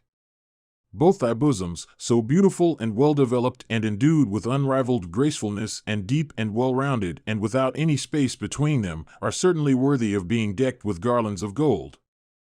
Resembling in shape the beautiful buds of the lotus, these thy breast, O thou of fair eyebrows, are even as the whips of Kama that are urging me forward, O thou of sweet smiles, O damsel of slender waist, beholding that waist of thine marked with 4 wrinkles and measuring but a span, and slightly stooping forward because of the weight of thy breasts, and also looking on those graceful hips of thine broad as the banks of a river, the incurable fever of desire, O beauteous lady, afflicteth me sore. The flaming fire of desire, fierce as a forest conflagration, and fanned by the hope my heart cherisheth of a union with thee, is consuming me intensely. O thou of exceeding beauty, quench thou that flaming fire kindled by Monmouth. Union with thee is a rain-charged cloud, and the surrender of thy person is the shower that the cloud may drop. O thou of face resembling the moon, the fierce and maddening shafts of Monmouth, whetted and sharpened by the desire of a union with thee, piercing this heart of mine in their impetuous course, have penetrated into its core. O black-eyed lady, those impetuous and cruel shafts are maddening me beyond endurance. It behoveth thee to relieve me from this plight by surrendering thyself to me and favoring me with thy embraces. Decked in beautiful garlands and robes, and adorned with every ornament, sport thou, O sweet damsel, with me to thy fill. O thou of the gait of an elephant in rut, deserving as thou art of happiness, though deprived of it now, it behoveth thee not to dwell here in misery. Let unrivaled will be thine. Drinking various kinds of charming and delicious and ambrosial wines, and sporting at thy pleasure in the enjoyment of diverse objects of delight, do thou, O blessed lady, attain auspicious prosperity. This beauty of thine and this prime of thy youth, O sweet lady, are now without their use. For, O beauteous and chaste damsel, endued with such loveliness, thou dost not shine, like a graceful garland lying unused and unworn. I will forsake all my old wives. Let them, O thou of sweet smiles, become thy slaves. And I also, O fair damsel, will stay by thee as thy slave, ever obedient to thee, O thou of the most handsome face. Hearing these words of his, Draupadi replied, and desiring me, a female servant of low extraction, employed in the despicable office of dressing hair, O Suta's son, thou desirest one that deserves not that honor. Then, again, I am the wife of others. Therefore, good betide thee, this conduct of thine is not proper. Do thou remember the precept of morality, viz., that persons should take delight only in their wedded wives. Thou shouldst not, therefore, by any means bend thy heart to adultery. Surely abstaining from improper acts is ever the study of those that are good. Overcome by ignorance, sinful men under the influence of desire come by either extreme infamy or dreadful calamity. Vaisampayana continued, thus addressed by the Sarandri, the wicked Kichaka, losing control over his senses and overcome by lust, although aware of the numerous evils of fornication, evils condemned by everybody and sometimes leading to the destruction of life itself, then spoke unto Draupadi, it behoveth thee not, O beauteous lady, O thou of graceful features, thus to disregard me who am, O thou of sweet smiles, under the power of Monmouth on thy account. If now, O timid one, thou disregardest me who am under thy influence and who speak to thee so fair, thou wilt, O black-eyed damsel, have to repent for it afterwards. O thou of graceful eyebrows, the real lord of this entire kingdom, O slender-waisted lady, is myself. It is me depending upon whom the people of this realm live. In energy and prowess I am unrivaled on earth. There is no other man on earth who rivals me in beauty of person, in youth, in prosperity, and in the possession of excellent objects of enjoyment. Why it is, O auspicious lady, that having it in thy power to enjoy here every object of desire and every luxury and comfort without its equal, thou preferrest servitude. Becoming the mistress of this kingdom which I shall confer on thee, O thou of fair face, accept me, and enjoy, O beauteous one, all excellent objects of desire. Addressed in these accursed words by Kichaka, that chaste daughter of Draupadi answered him thus reprovingly, Do not, O son of Asuta, act so foolishly, and do not throw away thy life. Know that I am protected by my 5 husbands. Thou canst not have me. I have Gandharvas for my husbands. Enraged they will slay thee. Therefore, do thou not bring destruction on thyself. Thou intendest to tread along a path that is incapable of being trod by men. Thou, O wicked one, art even like a foolish child that standing on one shore of the ocean intends to cross over to the other. Even if thou enterest into the interior of the earth, or soarest into the sky, or rushest to the other shore of the ocean, still thou wilt have no escape from the hands of those sky-ranging offspring of gods, capable of grinding all foes. Why dost thou today, O Kichaka, solicit me so persistently, even as a sick person wisheth for the night that will put a stop to his existence? Why dost thou desire me, even like an infant lying on its mother's lap wishing to catch the moon? For thee that thus solicitest their beloved wife, there is no refuge either on earth or in sky. O Kichaka, hast thou no sense which leads thee to seek thy good and by which thy life may be saved? Footnotes 24:1 Buddhi, Hri, Sri, Kirti, and Kanti are respectively the feminine embodiments of prosperity, modesty, beauty, fame, and loveliness. Mahabharata, Book 4, Section 15. Vyasa said, rejected thus by the princess, Kichaka, afflicted with maddening lust and forgetting all sense of propriety, addressed Sudeshna saying, Do thou, Kakaya's daughter, so act that thy Sarandri may come into my arms. Do thou, O Sudeshna, adopt the means by which the damsel of the gait of an elephant may accept me. I am dying of absorbing desire. Vyasa continued, hearing his profuse lamentations, that gentle lady, the intelligent queen of Virata, was touched with pity. And having taken counsel with her own self and reflected on Kichaka's purpose and on the anxiety of Krishna, Sudeshna addressed the Suta's son in these words, Do thou, on the occasion of some festival, procure viands and wines for me. I shall then send my Sarandri to thee on the pretense of bringing wine. And when she will repair thither, do thou in solitude, free from interruption, humor her as thou likest. Thus soothed, she may incline her mind to thee. Vyasa continued, thus addressed, he went out of his sister's apartments. And he soon procured wines well filtered and worthy of a king. And employing skilled cooks, he prepared many and various kinds of choice viands and delicious drinks and many and various kinds of meat of different degrees of excellence. And when all this had been done, that gentle lady Sudeshna, as previously counseled by Kichaka, desired her Sarandri to repair to Kichaka's abode, saying, Get up, O Sarandri, and repair to Kichaka's abode to bring wine, for, O beauteous lady, I am afflicted with thirst. Thereupon the Sarandri replied, O princess, I shall not be able to repair to Kichaka's apartments. Thou thyself knowest, O queen, how shameless he is. O thou of faultless limbs, O beauteous lady, in thy palace I shall not be able to lead a lustful life, becoming faithless to my husbands. Thou rememberest, O gentle lady, O beautiful one, the conditions I had set down before entering thy house. O thou of tresses ending in graceful curls, the foolish Kichaka, afflicted by the god of desire, will, on seeing me, offer me insult. Therefore, I will not go to his quarters. Thou hast, O princess, many maids under thee. Do thou, good betide thee, send one of them. For, surely, Kichaka will insult me. Sudeshna said, Sent by me, from my abode, surely he will not harm thee. And having said this, she handed over a golden vessel furnished with a cover. And filled with apprehension, and weeping, Draupadi mentally prayed for the protection of the gods, and set out for Kichaka's abode for fetching wine. And she said, As I do not know another person save my husbands, by virtue of that truth let Kichaka not be able to overpower me although I may approach his presence. Vyasa continued, and that helpless damsel then adored Surya for a moment. And Surya, having considered all that she urged, commanded a Rakshasa to protect her invisibly. And from that time the Rakshasa began to attend upon that blameless lady under any circumstances.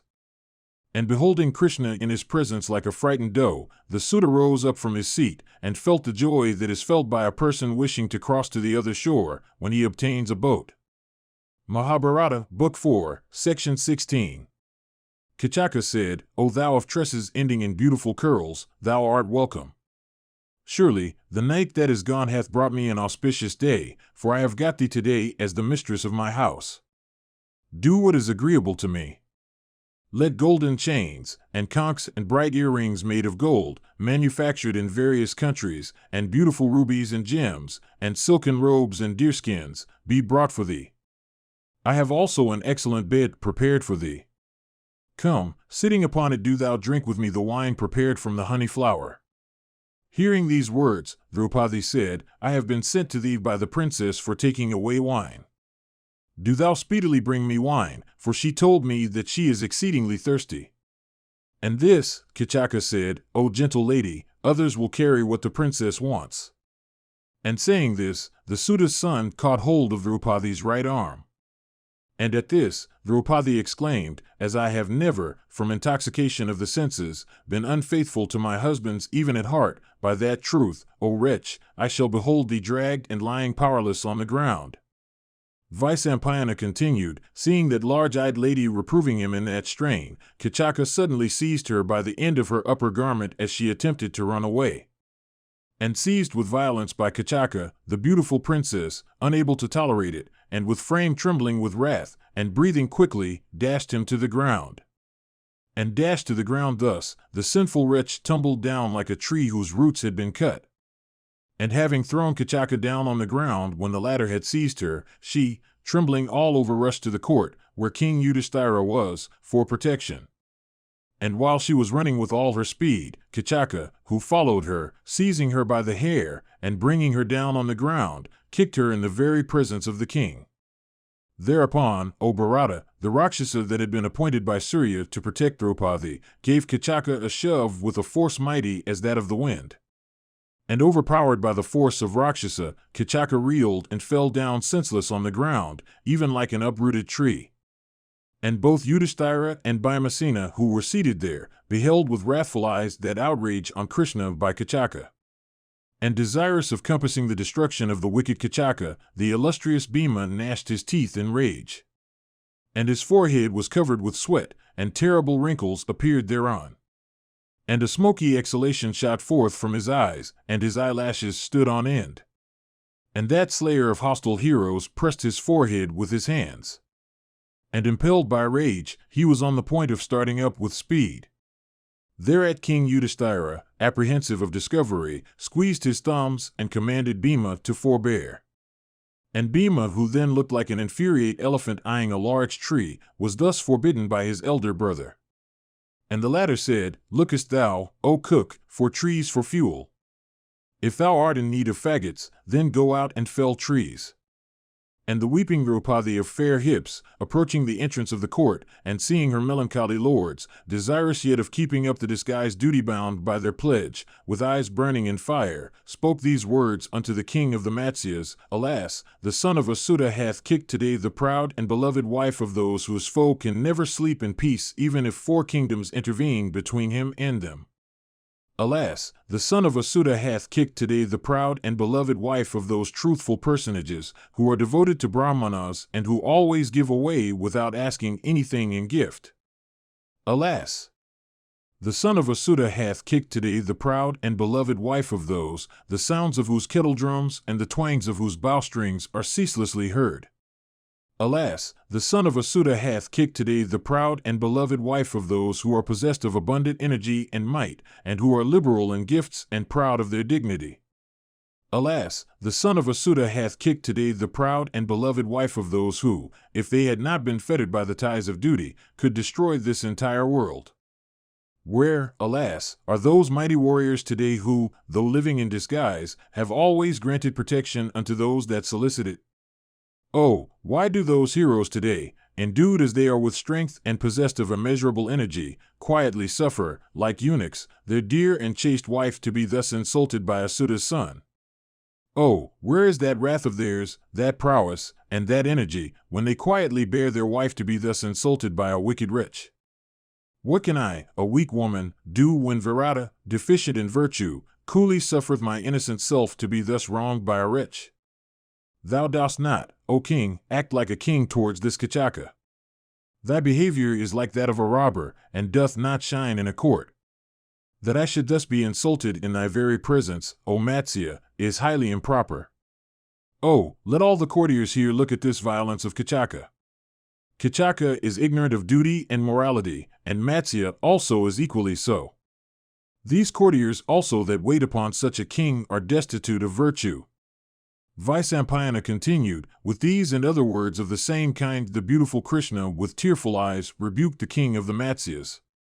And hearing her, Virata said, I do not know what your dispute has been out of our sight. Not knowing the true cause, how can I show my discrimination? Then the courtiers, having learnt everything, applauded Krishna, and they all exclaimed, Well done! Well done, and censured Kichaka. And the courtiers said, That person who owneth this large-eyed lady, having every limb of hers endued with beauty for his wife, possesseth what is of exceeding value, and hath no occasion to indulge in any grief. Surely, such a damsel of transcendent beauty and limbs perfectly faultless is rare among men. Indeed, it seems to us that she is a goddess. Vyasa continued, and while the courtiers, having beheld Krishna, under such circumstances, were applauding her thus, Yudhisthira's forehead, from ire, became covered with sweat.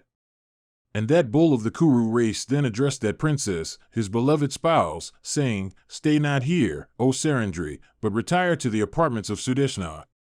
The wives of heroes bear affliction for the sake of their husbands, and undergoing toil in ministering unto their lords, they at last attain to region where their husbands may go. Thy Gandharv husbands, effulgent as the sun, do not, I imagine, consider this as an occasion for manifesting their wrath, inasmuch as they do not rush to thy aid. O Sarandri, thou art ignorant of the timeliness of things, and it is for this that thou weepest as an actress, besides interrupting the play of dice in Matsya's court. Retire, O Sarandri, the Gandharvs will do what is agreeable to thee. And they will surely display thy woe, and take the life of him that hath wronged thee. Hearing these words, the Sarandri replied, They of whom I am the wedded wife are, I ween, extremely kind.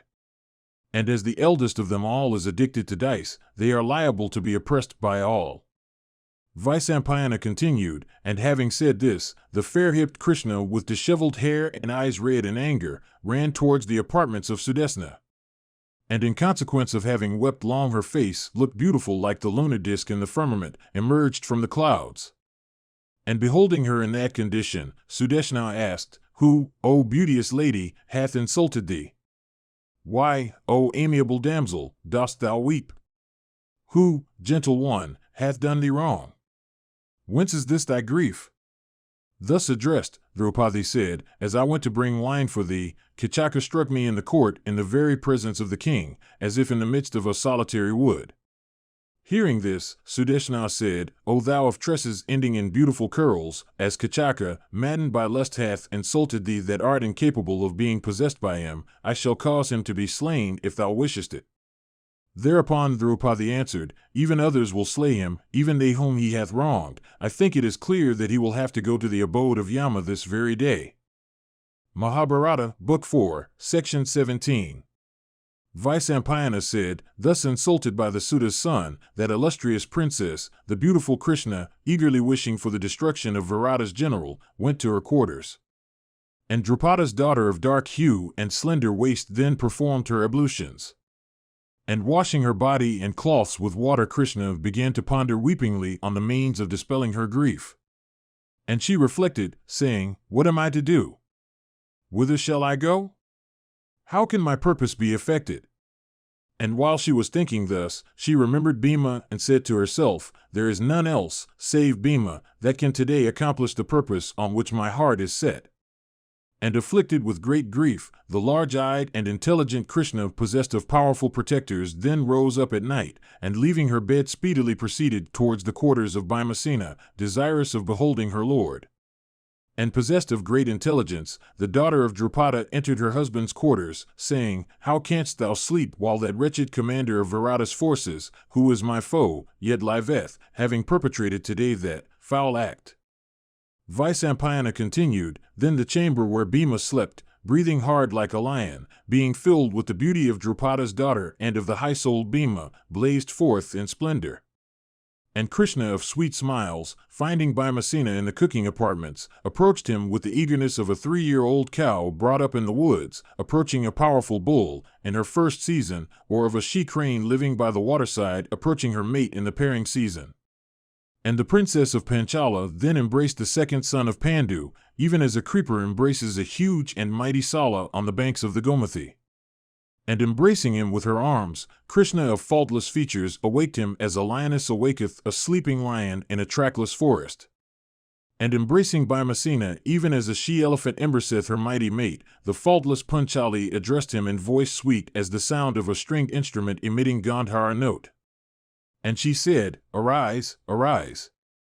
Why dost thou, O Bhimasena, lie down as one dead? Surely, he that is not dead never suffereth a wicked wretch that hath disgraced his wife, to live. And awakened by the princess, Bhima of mighty arms, then rose up, and sat upon his couch overlaid with a rich bed. And he of the Kuru race then addressed the princess his beloved wife, saying, For what purpose hast thou come hither in such a hurry? Thy color is gone, and thou lookest lean and pale. Tell me everything in detail. I must know the truth. Whether it be pleasurable or painful, agreeable or disagreeable, tell me all. Having heard everything, I shall apply the remedy. I alone, O Krishna, am entitled to thy confidence in all things, for it is I who deliver thee from perils again and again. Tell me quickly what is thy wish, and what is the purpose that is in thy view, and return thou to thy bed before others awake. Mahabharata, Book 4, Section 18.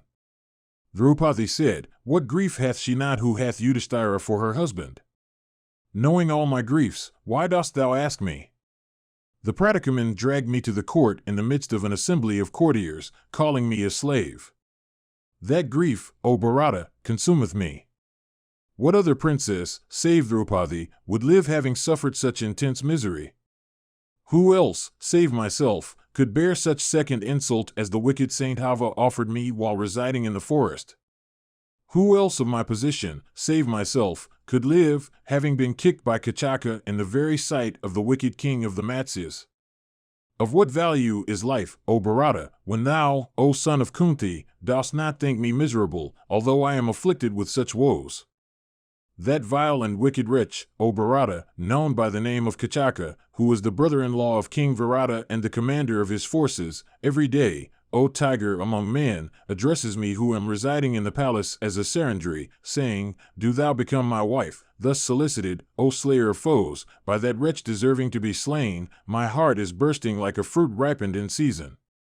Censure thou that elder brother of thine addicted to execrable dice, through whose act alone I have been afflicted with such woe. Who else, save him that is a desperate gambler, would play, giving up kingdom and everything including even myself, in order to lead a life in the woods? If he had gambled morning and evening for many years together, staking nishkas by thousand and other kinds of substantial wealth, still his silver, and gold, and robes, and vehicles, and teams, and goats, and sheep, and multitudes of steeds and mares and mules would not have sustained any diminution. But now deprived of prosperity by the rivalry of dice, he sits dumb like a fool, reflecting on his own misdeeds. Alas, he who, while sojourning, was followed by 10,000 elephants adorned with golden garlands now supports himself by casting dice. That Yudhisthira who at Indraprastha was adored by kings of incomparable prowess by hundreds of thousands, that mighty monarch in whose kitchen 100,000 maidservants, plate in hand, used every day to feed numerous guests day and night, that best of liberal men, who gave, every day, 1,000 nishkas, alas, even he overwhelmed with woe in consequence of gambling which is the root of all evil, now supporteth himself by casting dice. Bards and encomiasts by thousands decked with earrings set with brilliant gems, and gifted with melodious voice, used to pay him homage morning and evening. Alas, that Yudhisthira, who was daily waited upon by 1,000 sages of ascetic merit, versed in the Vedas and having every desire gratified, as his courtiers, that Yudhisthira, who maintained 88,000 of domestic snatakas with 30 maidservants assigned unto each, as also 10,000 yadis, not accepting anything in gift, and with vital seed drawn up, alas, even that mighty king now liveth in such guise. That Yudhisthira, who is without malice, who is full of kindness, and who giveth every creature his due, who hath all these excellent attributes, alas, even he now liveth in such guise. Possessed of firmness and unbaffled prowess, with heart disposed to give every creature his due, King Yudhisthira, moved by compassion, constantly maintained in his kingdom the blind, the old, the helpless, the parentless, and all others in his dominions in such distress. Alas, that Yudhisthira, becoming a dependent and a servant of Matsya, a caster of dice in his court, now calls himself Kanka. He unto whom, while residing at Indraprastha, all the rulers of earth used to pay timely tribute, alas, even he now begs for subsistence at another's hands. He to whom the kings of the earth were in subjection, alas, even that king, having lost his liberty, liveth in subjection to others. Having dazzled the entire earth like the sun by his energy, that Yudhisthira, alas, is now a courtier of King Virata. O Pandu's son, that Pandava who was respectfully waited upon in court by kings and sages, behold him now waiting upon another.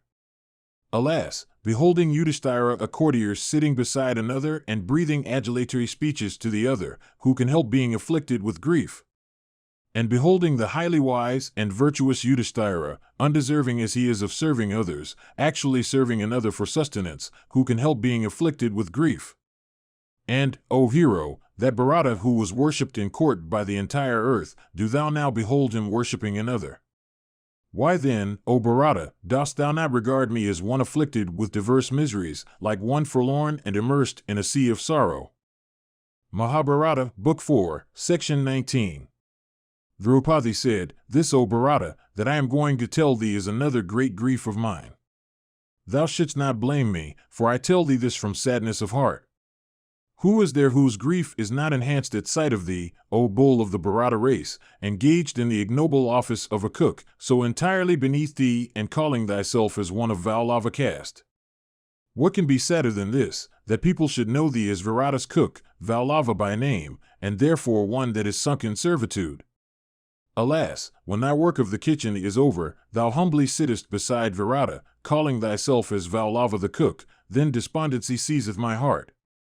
When the king of kings enjoy mocketh thee fight with elephants, and the women of the inner apartments of the palace laugh all the while, then I am sorely distressed.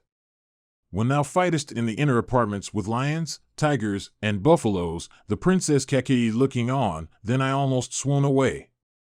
And when Kakeyi and those maidservants, leaving their seats, come to assist me and find that instead of suffering any injury in limbs mine is only a swoon, the princess speaks unto her women, saying, Surely, it is from affection and the duty begot of intercourse that this lady of sweet smiles grieveth for the exceedingly powerful cook when he fights with the beasts. Sarandri is possessed of great beauty and Vallava also is eminently handsome. The heart of woman is hard to know, and they, I fancy, are deserving of each other. It is, therefore, likely that the Sarandri invariably weepeth, at such times, on account of her connection with her lover. And then, they both have entered this royal family at the same time. And speaking such words she always upbraideth me. And beholding me wroth at this, she suspects me to be attached to thee. When she speaketh thus, great is the grief that I feel. Indeed, on beholding thee, O Bhima of terrible prowess, afflicted with such calamity, sunk as I already am in grief on account of Yudhisthira, I do not desire to live. That youth who on a single car had vanquished all celestials and men, is now, alas, the dancing master of King Virata's daughter. That Pritha's son of immeasurable soul, who had gratified Agni in the forest of Kandava, is now living in the inner apartments of a palace, like fire hid in a well. Alas, the bull among men, the Nanjaya, who was ever the terror of foes, is now living in a guise that is despaired by all. Alas, he whose mace-like arms have been cicatrized in consequence of the strokes of his bowstring, alas that Dhananjaya is passing the days in grief covering his wrists with bracelets of conchs. Alas, that Dhananjaya, the twang of whose bowstring and the sound of whose leathern fences made every foe tremble, now entertains only gladdened women with his songs. Oh, that Dhananjaya, whose head was formerly decked with a diadem of solar splendor, is now wearing braids ending in unsightly curls. O Bhima, beholding that terrible bowman, Arjuna, now wearing braids and in the midst of women, my heart is stricken with woe. That high-souled hero, who is master of all the celestial weapons, and who is the repository of all the sciences, now weareth earrings, like one of the fair sex. That youth whom kings of incomparable prowess could not overpower in fight, even as the waters of the mighty ocean cannot overleap the continents, is now the dancing master of King Virata's daughters, and waits upon them in disguise. O Bhima, that Arjuna, the clatter of whose car wheels caused the entire earth with her mountains and forests, her mobile and immobile things to tremble, and whose birth dispelled all the sorrows of Kunti, that exalted hero, that younger brother of thine, O Bhimasena, now mocketh me weep for him. Beholding him coming towards me, decked in golden earrings and other ornaments, and wearing on the wrists bracelets of conchs, my heart is afflicted with despondency. And Dhananjaya, who hath not a bowman equal unto him on earth in prowess, now passeth his days in singing, surrounded by women. Beholding that son of Pritha, who in virtue, heroism, and truth was the most admired in the world, now living in the guise of a woman, my heart is afflicted with sorrow. When I behold the godlike Partha in the music hall like an elephant with rent temples surrounded by she-elephants in the midst of females, waiting before Virata the king of the Matsyas, then I lose all sense of directions. Surely, my mother-in-law doth not know Dhananjaya to be afflicted with such extreme distress. Nor doth she know that descended of the Kuru race, Ajatasattu, addicted to disastrous dice, to be sunk in misery. O Bharata, beholding the youngest of you all, Sahadeva, superintending the kine, in the guise of a cowherd, I grow pale. Always thinking of Sahadeva's plight, I cannot, O Bhimasena, obtain sleep, what to speak you of the rest. I do not know, O mighty armed one, what sin Sahadeva may have committed for which that hero of unbaffled prowess suffereth such misery.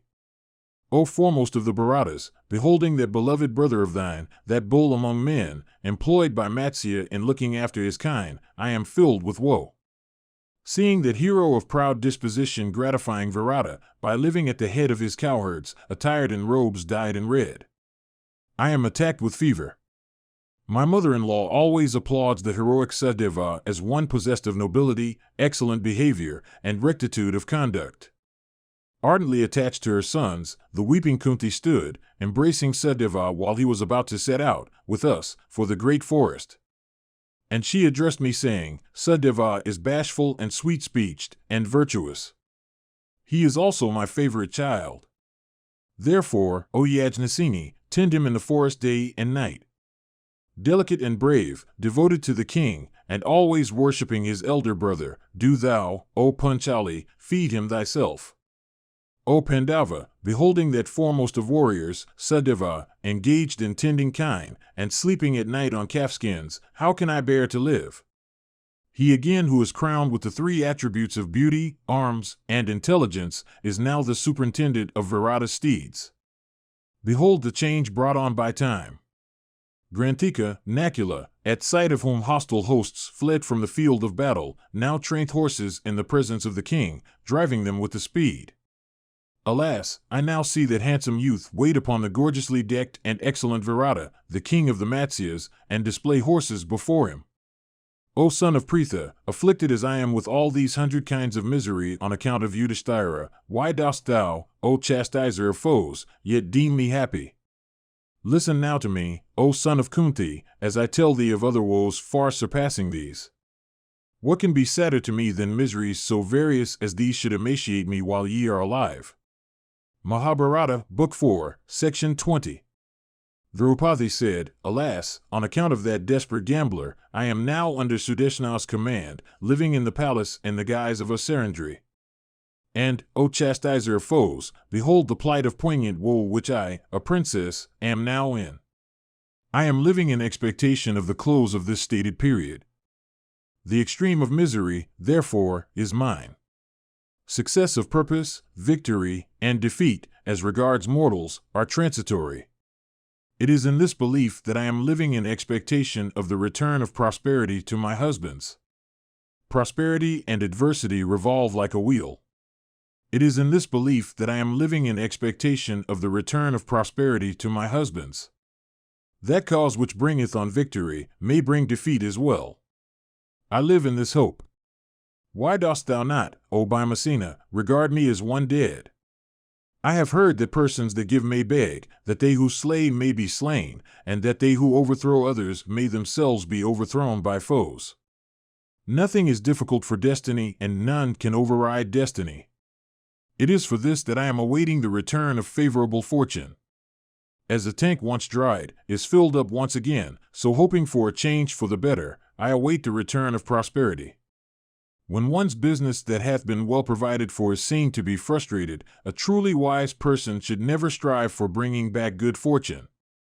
Plunged as I am in sorrow, asked or unasked by thee to explain the purpose of these words spoken by me, I shall tell thee everything. Queen of the sons of Pandu and daughter of Draupadi, who else, save myself, would wish to live, having fallen into such a plight? O repressor of foes, the misery, therefore, that hath overtaken me, hath really humiliated the entire Kuru race, the Panchalas, and the sons of Pandu. Surrounded by numerous brothers and father-in-law and sons, what other woman having such cause for joy, save myself, would be afflicted with such woe? Surely, I must, in my childhood, have committed act highly offensive to Dhatri, through whose displeasure, O bull of the Virata race, I have been visited with such consequences. Mark, O son of Pandu, the pallor that hath come over my complexion, which not even a life in the woods fraught as it was with extreme misery, could bring about. Thou, O Pritha's son, knowest what happiness, O Bhima, was formerly mine. Even I, who was such, have now sunk into servitude. Sorely distressed, I can find no rest. That the mighty armed and terrible bowman, Dhananjaya the son of Pritha, should now live like a fire that hath been put out, mocketh me think of all this as attributable to destiny. Surely, O son of Pritha, it is impossible for men to understand the destinies of creatures in this world. I, therefore, think this downfall of yours is something that could not be averted by forethought. Alas, she who hath you all, that resemble Indra himself to attend to her comforts, even she, so chaste and exalted, hath now to attend to the comforts of others, that are to her far inferior in rank. Behold, O Pandava, my plight. It is what I do not deserve. You are alive, yet behold this inversion of order that time hath brought. She who had the whole earth to the verge of the sea under her control, is now under the control of Sudeshna and living in fear of her. She who had dependents to walk both before and behind her, alas, now herself walketh before and behind Sudeshna. This, O Kante, is another grief of mine that is intolerable. Oh, listen to it. She who had never, save for Kunti, pounded unguents even for her own use, now, good betide thee, poundeth sandal for others. O Kante, behold these hands of mine which were not so before. Saying this, she showed him her hands marked with corns. And she continued, she who had never feared Kunti herself nor thee and thy brothers, now standeth in fear before Virata as a slave, anxious of what that king of kings may say unto her regarding the proper preparation of the unguents, for Matsya liketh not sandal pounded by others. Vaisampayana continued, relating her woes thus, O Virata, unto Bhima, Krishna began to weep silently, casting her eyes on Bhima. And then, with words choked in tears, and sighing repeatedly, she addressed Bhima in these words, powerfully stirring his heart, Signal, O Bhima, must have been my offense of old unto the gods, for, unfortunate as I am yet alive, when, O Pandava, I should die. Vaisampayana continued, then that slayer of hostile heroes, Virkotara, covering his face with those delicate hands of his wife marked with corns, began to weep. And that mighty son of Kunti, holding the hands of Draupadi in his, shed copious tears. And afflicted with great woe, he spoke these words. Footnotes 35:1 What Draupadi means is that instead of passing her days in joy and happiness, instead of being able to wish time to be stationary with her, she is obliged in consequence of her misery, to wish time to pass off quickly. Mahabharata, Book 4, Section 21.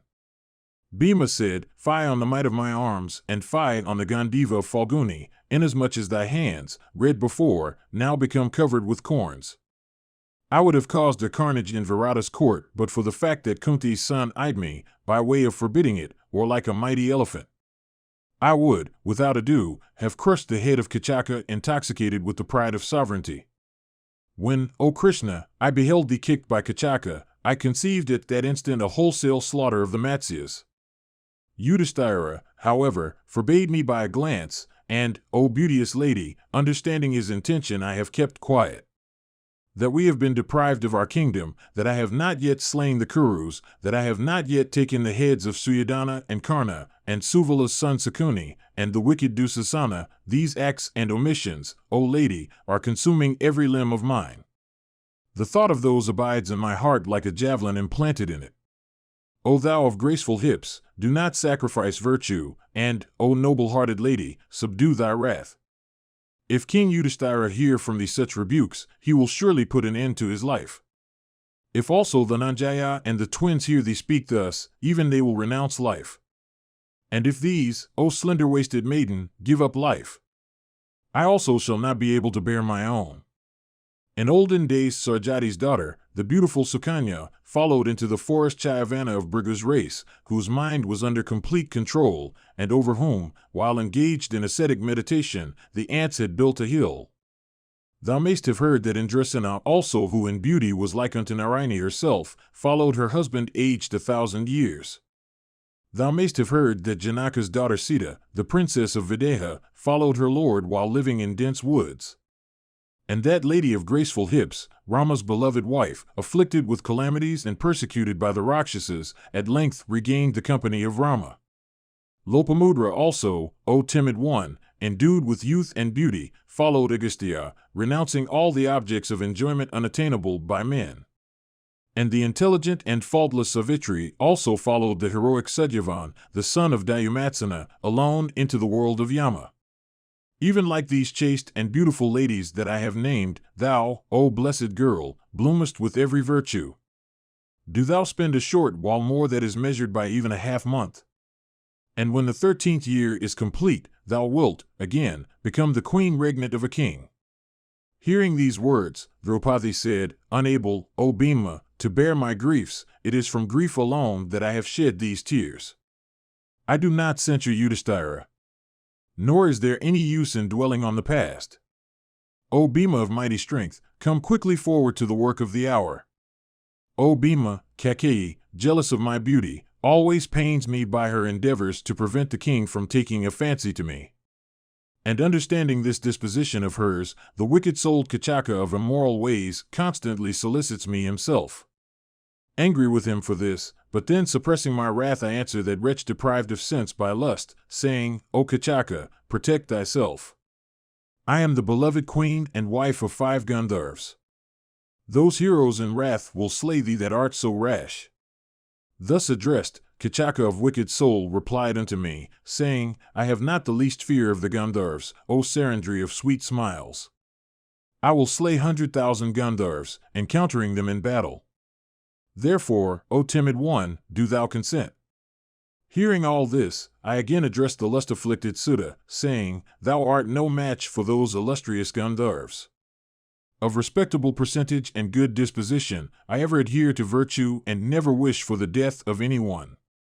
It is for this that thou I vest, O Kichaka.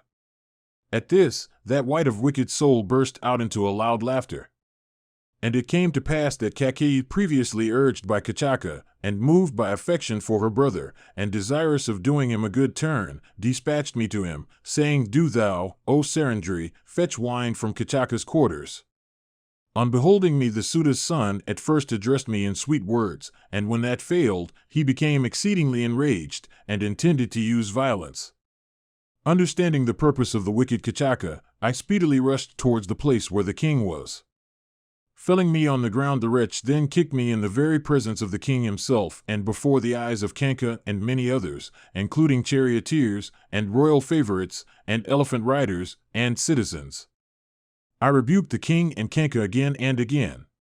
The king, however, neither prevented Kichaka nor inflicted any chastisement on him. The principal ally of King Virata in war, the cruel Kichaka reft of virtue, is loved by both the king and the queen.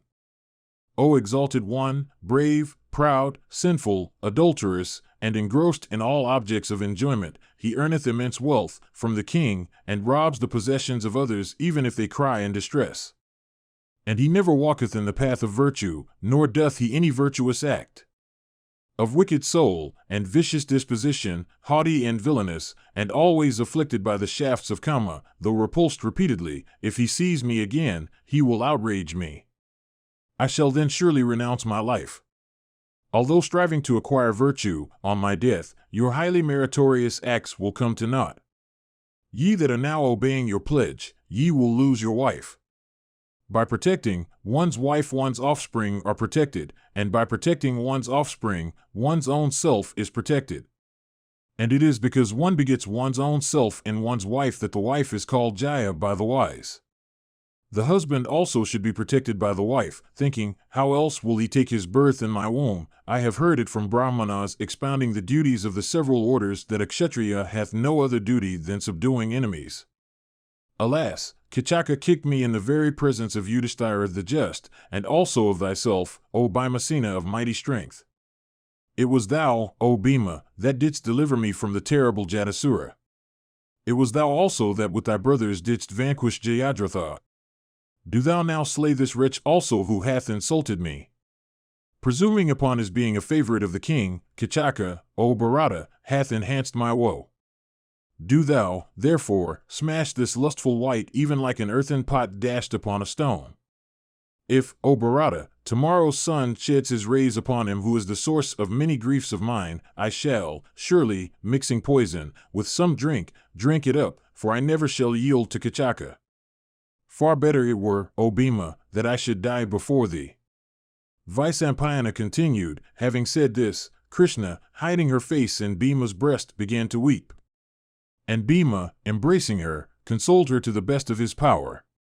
And having abundantly consoled that slender-waisted daughter of Draupadi by means of words fraught with grave reason and sense, he wiped with his hands her face flooded with tears. And thinking of Kichaka and licking with his tongue the corners of his mouth, Bhima, filled with wrath, thus spake to that distressed lady. Footnotes 38:1J8 Asya she from whom one is born. Mahabharata, Book 4, Section 22.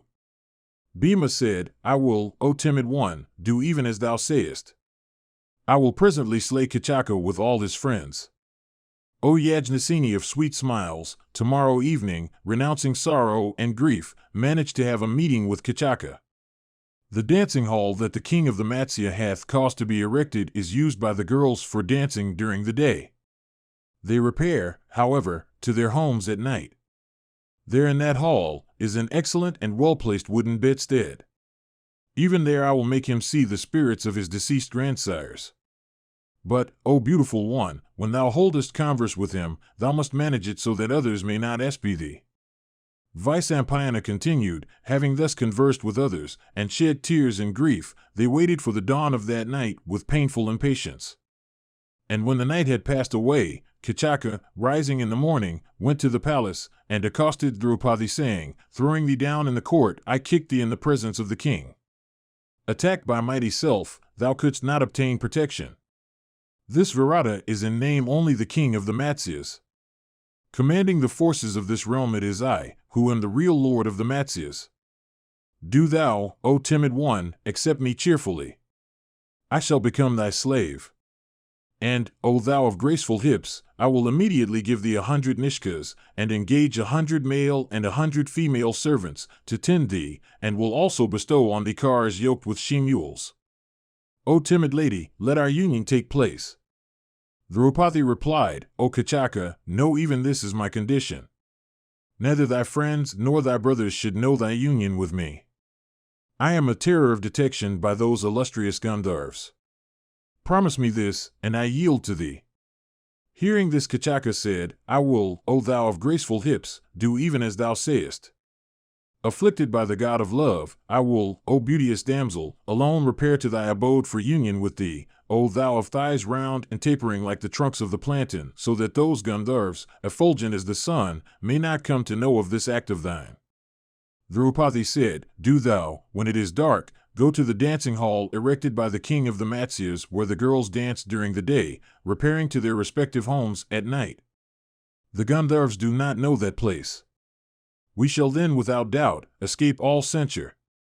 Vyasa continued, reflecting on the subject of her conversation with Kichaka, that half a day seemed to Krishna as long as a whole month.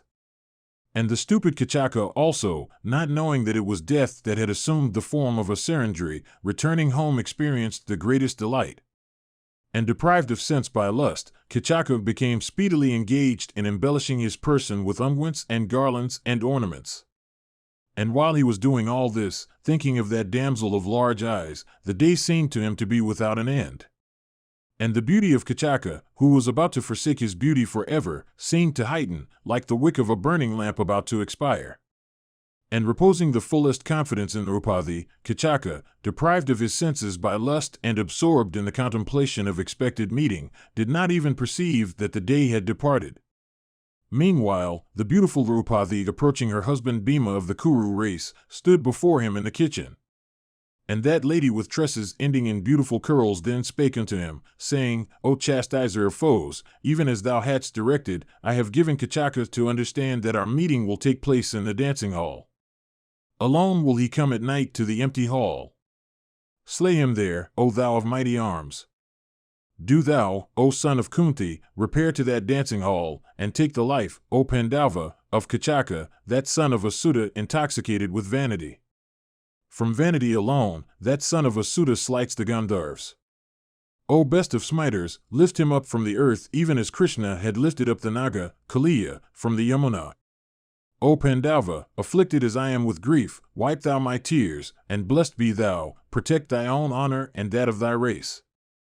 Bhima said, Welcome, O beauteous lady, accept the glad tidings thou bringest me. I need, O thou of exceeding beauty, no other aid whatever. The delight that I feel, O thou of great beauty, on hearing from thee about my coming encounter with Kichaka, is equal to what I felt in slaying Hidimva. I swear unto thee by truth, by my brothers, and by morality, that I will slay Kichaka even as the Lord of the Celestials slew Vritra.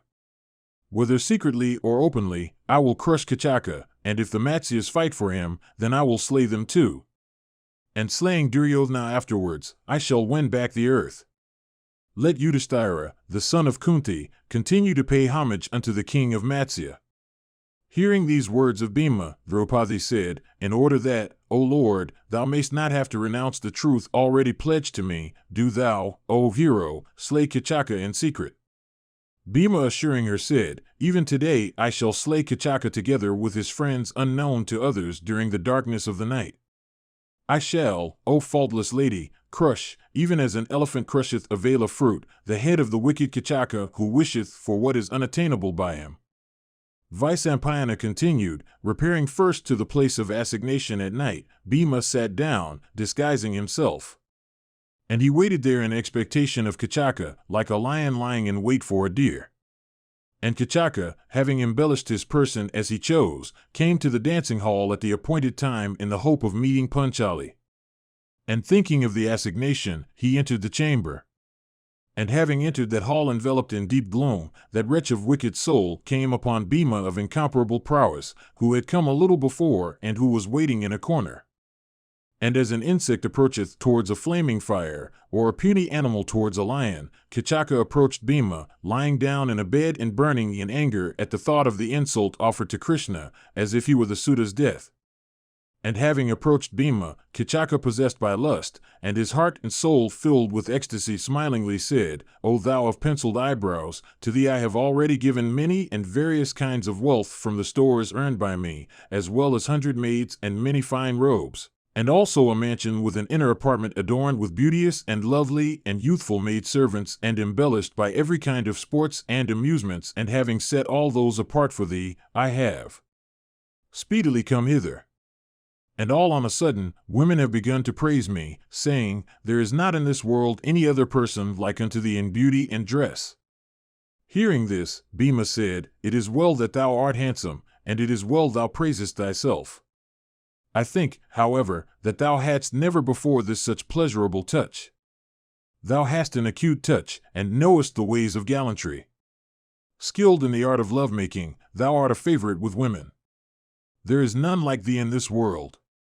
Vyasa continued, saying this, that son of Kunti, the mighty armed Bhima of terrible prowess, suddenly rose up, and laughingly said, Thy sister, O wretch, shall today behold thee dragged by me to the ground, like a mighty elephant, huge as a mountain, dragged to the ground by a lion.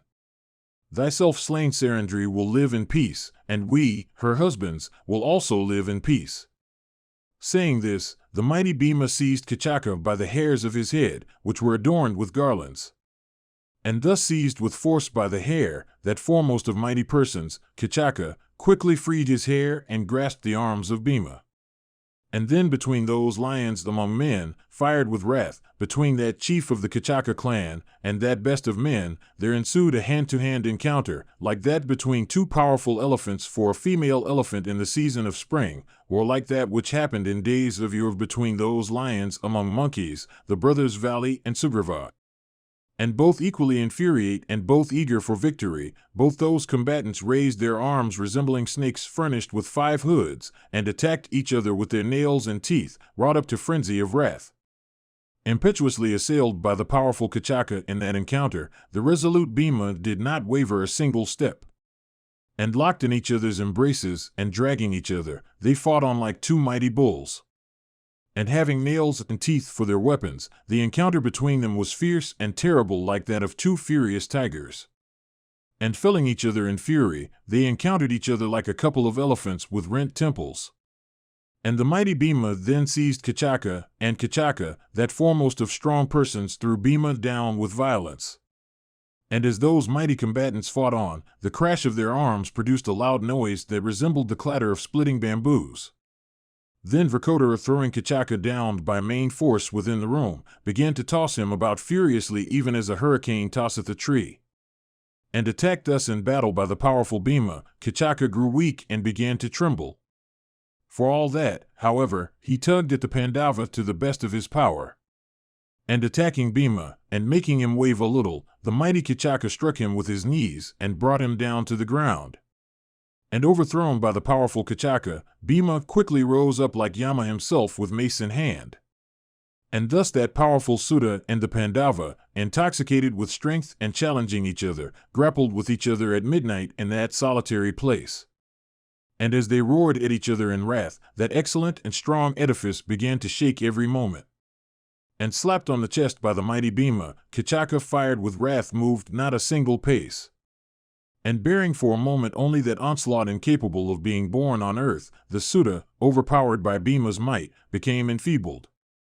And seeing him waning weak, Bhima, endued with great strength, forcibly drew Kichaka towards his breast, and began to press hard. And breathing hard again and again in wrath, that best of victors, Virata, forcibly seized Kichaka by the hair.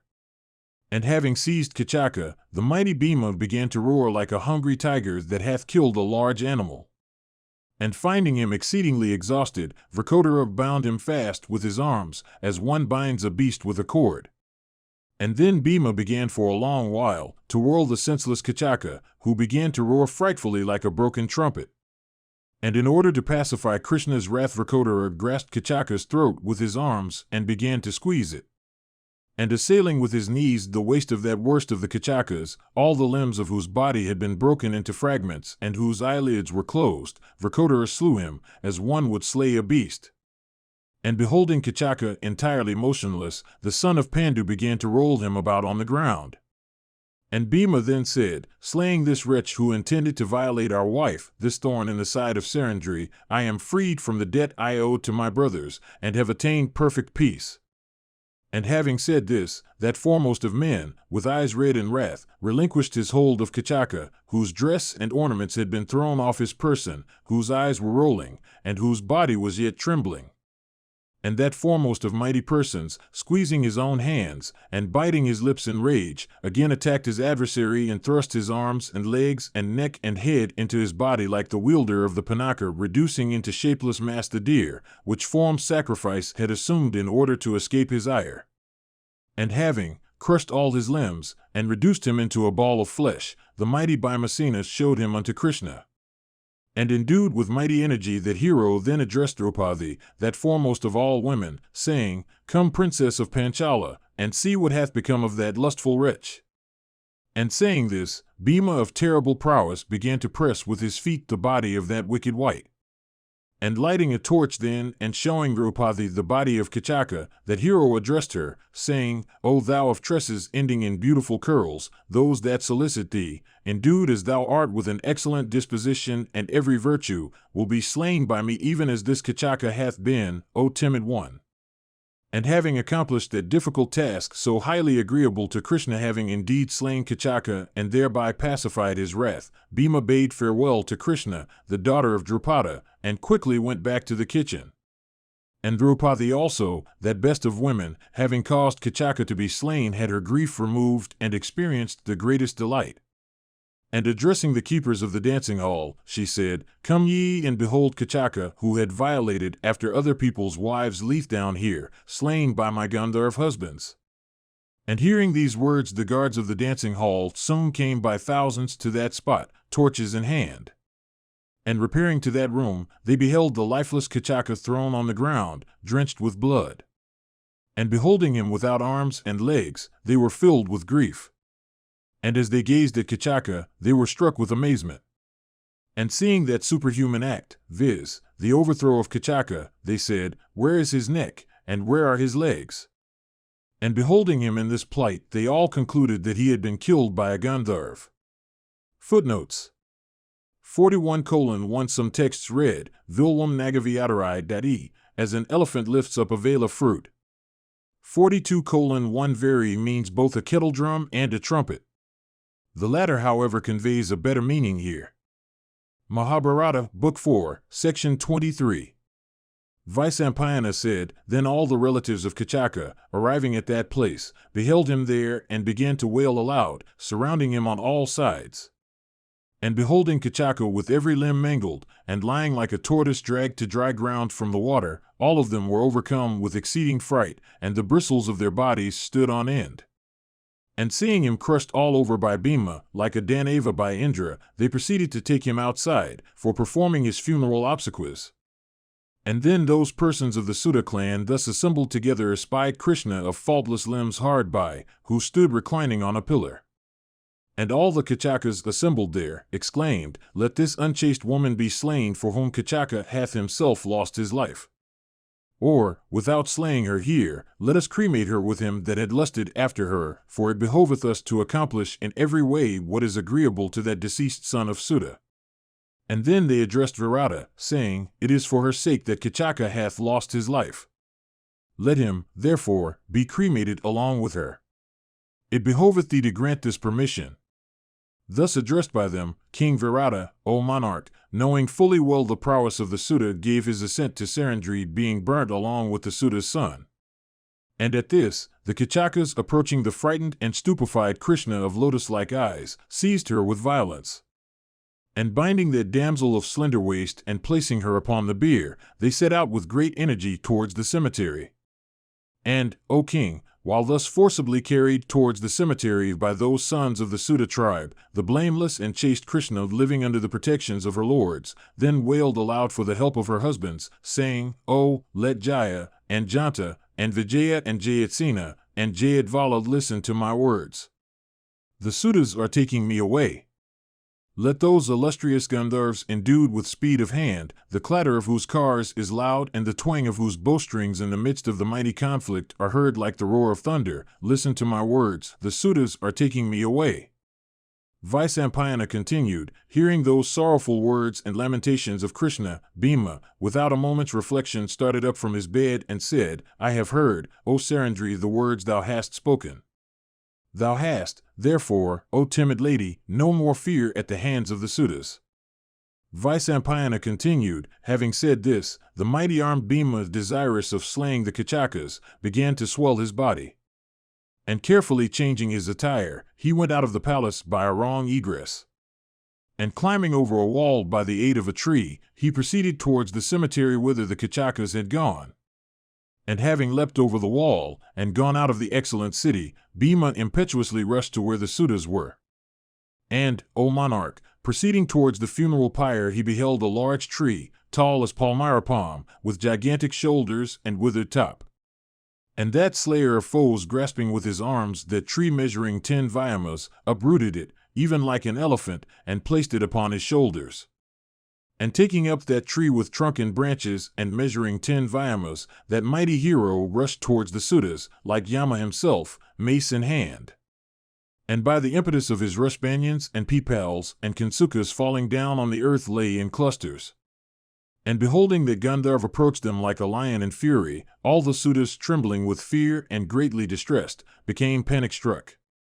And they addressed each other, saying, Lo, the powerful Gandharva cometh hither, filled with rage, and with an upraised tree in hand. Let Sarandri, therefore, from whom this danger of ours hath arisen, be set free. And beholding the tree that had been uprooted by Bhimasena, they set Draupadi free and ran breathlessly towards the city, and seeing them run away, Bhima, that mighty son of the wind god, dispatched, O foremost of kings, by means of that tree, 105 of them unto the abode of Yama, like the wielder of the thunderbolt slaying the Dandavas. And setting Draupadi free from her bonds, he then, O king, comforted her. And that mighty armed and irrepressible Vrikotara, the son of Pandu, then addressed the distressed princess of Panchala with face bathed in tears, saying, Thus, O timid one, are they slain that wrong thee without cause. Return, O Krishna, to the city. Thou hast no longer any fear. I myself will go to the Virata's kitchen by another route. Vysampayana continued, It was thus, O Bharata, that 105 of those Kichakas were slain. And their corpses lay on the ground, making the place look like a great forest overspread with uprooted trees after a hurricane. Thus fell those 105 Kichakas. And including Virata's generals slain before, the slaughtered Sudas numbered 106. And beholding that exceedingly wonderful feat, men and women that assembled together were filled with astonishment. And the power of speech, O Bharata, was suspended in every one. Footnotes 45:1 Literature, Force of his thighs. Mahabharata, Book 4, Section 24. Vysampayana said, And beholding the Sudas slain, the citizens went to the king, and represented unto him what had happened, saying, O king, those mighty sons of the Sudas have all been slain by the Gandharvas. Indeed, they lie scattered on the earth like huge peaks of mountains riven by thunder. Sarandri also, having been set free, returneth to thy palace in the city. Alas, O king, if Sarandri cometh, thy entire kingdom will be endangered. Sarandri is endued with great beauty, the Gandharvas also here exceedingly powerful. Men again, without doubt, are naturally sexual. Devise, therefore, O king, without delay, such means that in consequence of wrongs done to Sarandri, thy kingdom may not meet with destruction.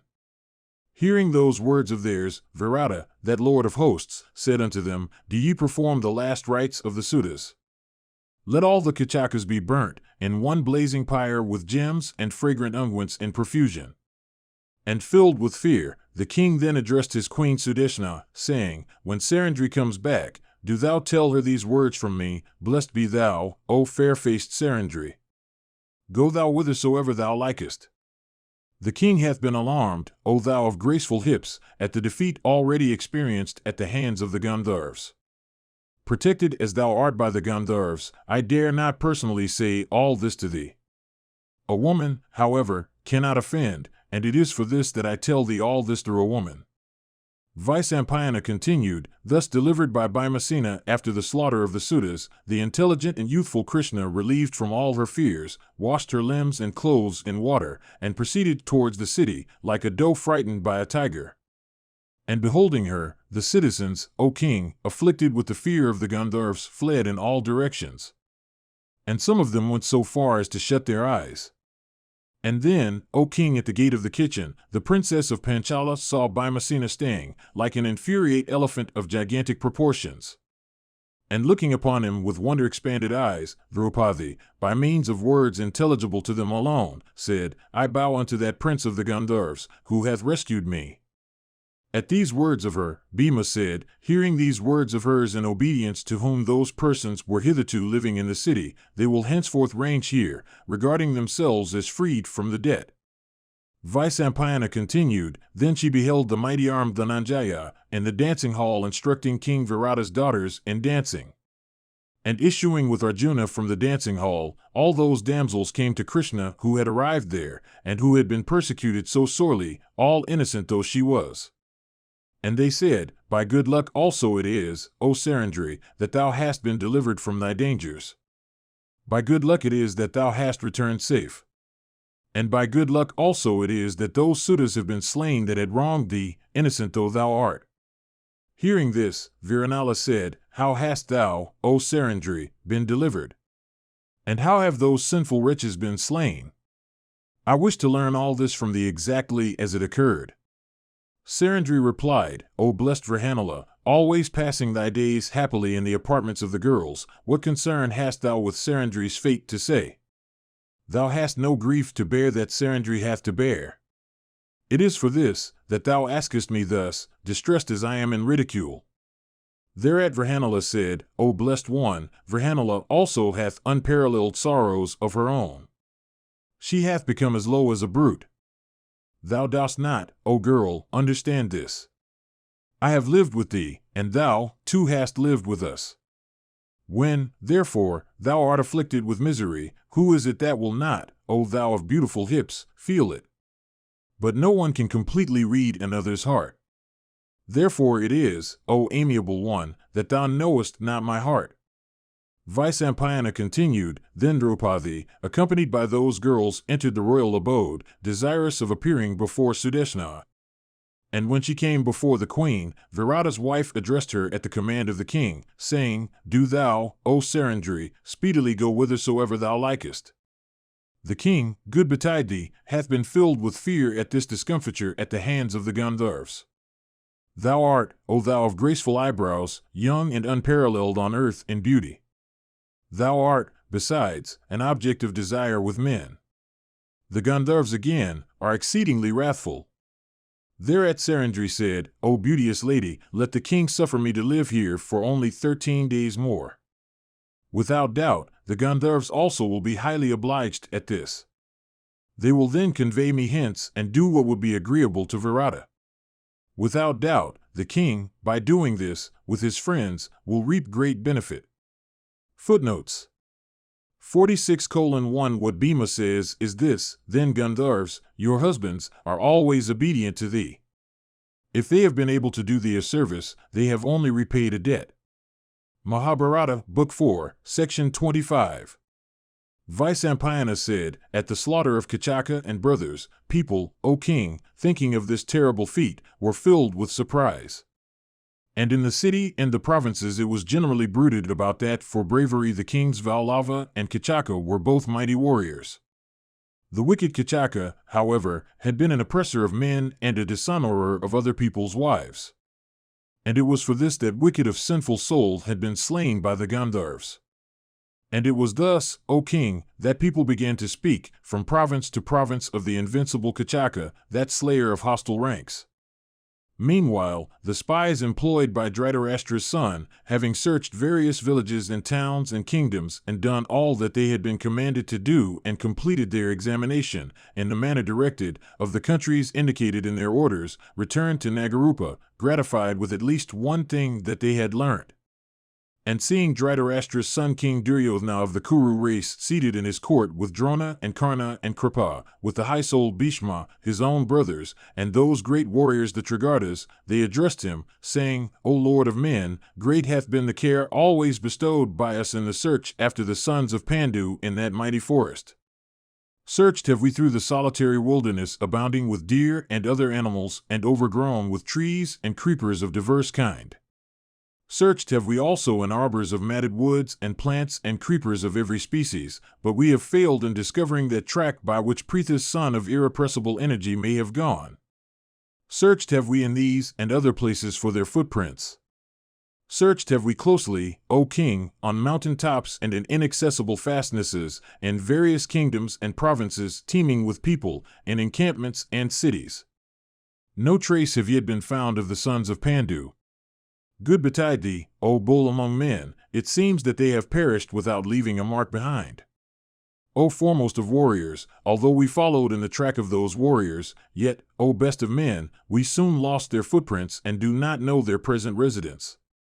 O Lord of men, for some time we followed in the wake of their charioteers. And making our inquiries duly, we truly ascertained what we desired to know. O slayer of foes, the charioteers reached Draupadi without the sons of Pritha among them. O king, neither the sons of Pandu, nor the chaste Krishna, are in that city of Yadavas. O bull of the Virata race, we have not been able to discover either their track or their present abode. Salutations to thee, they are gone for good.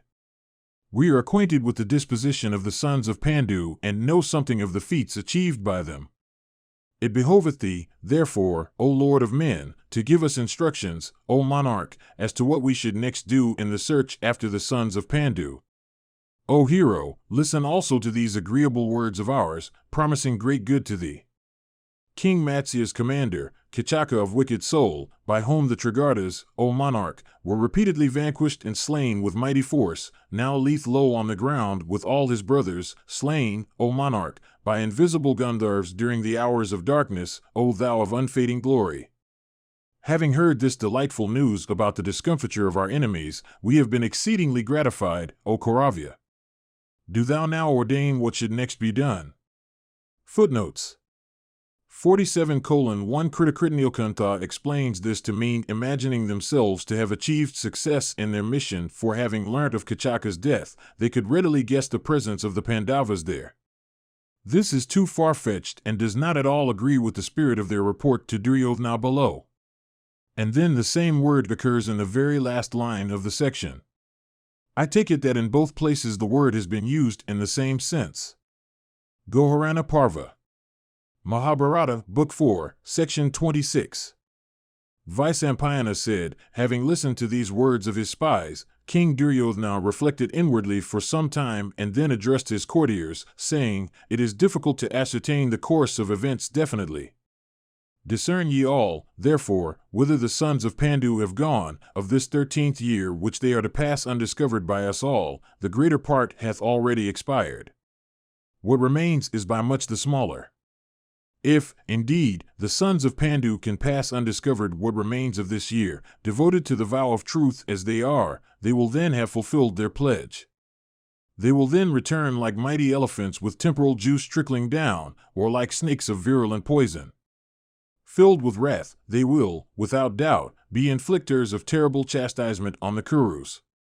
It behoveth ye, therefore, to make such efforts without loss of time as may induce the sons of Pandu, acquainted as they are with the proprieties of time, and staying as they now are in painful disguise, to re-enter the woods suppressing their rage. Indeed, adopt ye such means as may remove all causes of quarrel and anxiety from the kingdom, making it tranquil and foeless and incapable of sustaining a diminution of territory. Hearing these words of Duryodhana, Kama said, Let other spies, abler and more cunning, and capable of accomplishing their object, quickly go hence, O Virata. Let them, well disguised, wander through swelling kingdoms and populous provinces, prying into assemblies of the learned and delightful retreats of provinces. In the inner apartments of palaces, and shrines and holy spots, and mines and diverse other regions, the sons of Pandu should be searched after with well-directed eagerness. Let the sons of Pandu who are living in disguise be searched after by well-skilled spies in large numbers, devoted to their work, themselves well disguised, and all well acquainted with the objects of their search. Let the search be made on the banks of rivers, in holy regions, in villages and towns, in retreats of ascetics, in delightful mountains and mountain caves. When Karna ceased, Duryodhana's second brother Dasasana, wedded to a sinful disposition, then addressed his eldest brother and said, O monarch, O lord of men, let those spies only in whom we have confidence, receiving their rewards in advance, once more go after the search. This and what else hath been said by Karna have our fullest approval. Let all the spies engage themselves in the search according to the directions already given. Let these and others engage in the search from province to province according to approved rules. It is my belief, however, that the track the Pandavas have followed or their present abode or occupation will not be discovered. Perhaps they are closely concealed, perhaps they have gone to the other side of the ocean. Or, perhaps, proud as they are of their strength and courage, they have been devoured by wild beasts, or perhaps, having been overtaken by some unusual danger, they have perished for eternity. Therefore, O Prince of the Kuru race, dispelling all anxieties from thy heart, achieve what thou wilt, always acting according to thy energy. Mahabharata, Book 4, Section 27.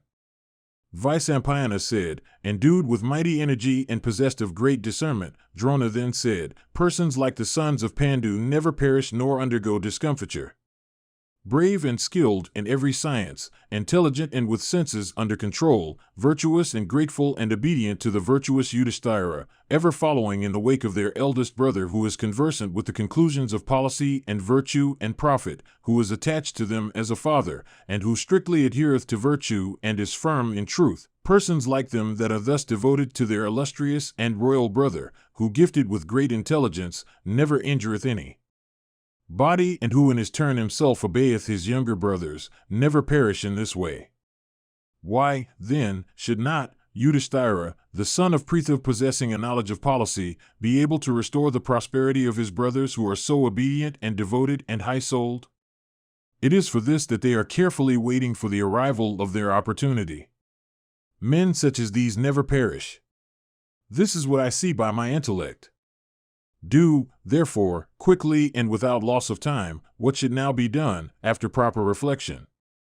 And let also the abode which the sons of Pandu with souls under control as regards every purpose of life are to occupy, be now settled.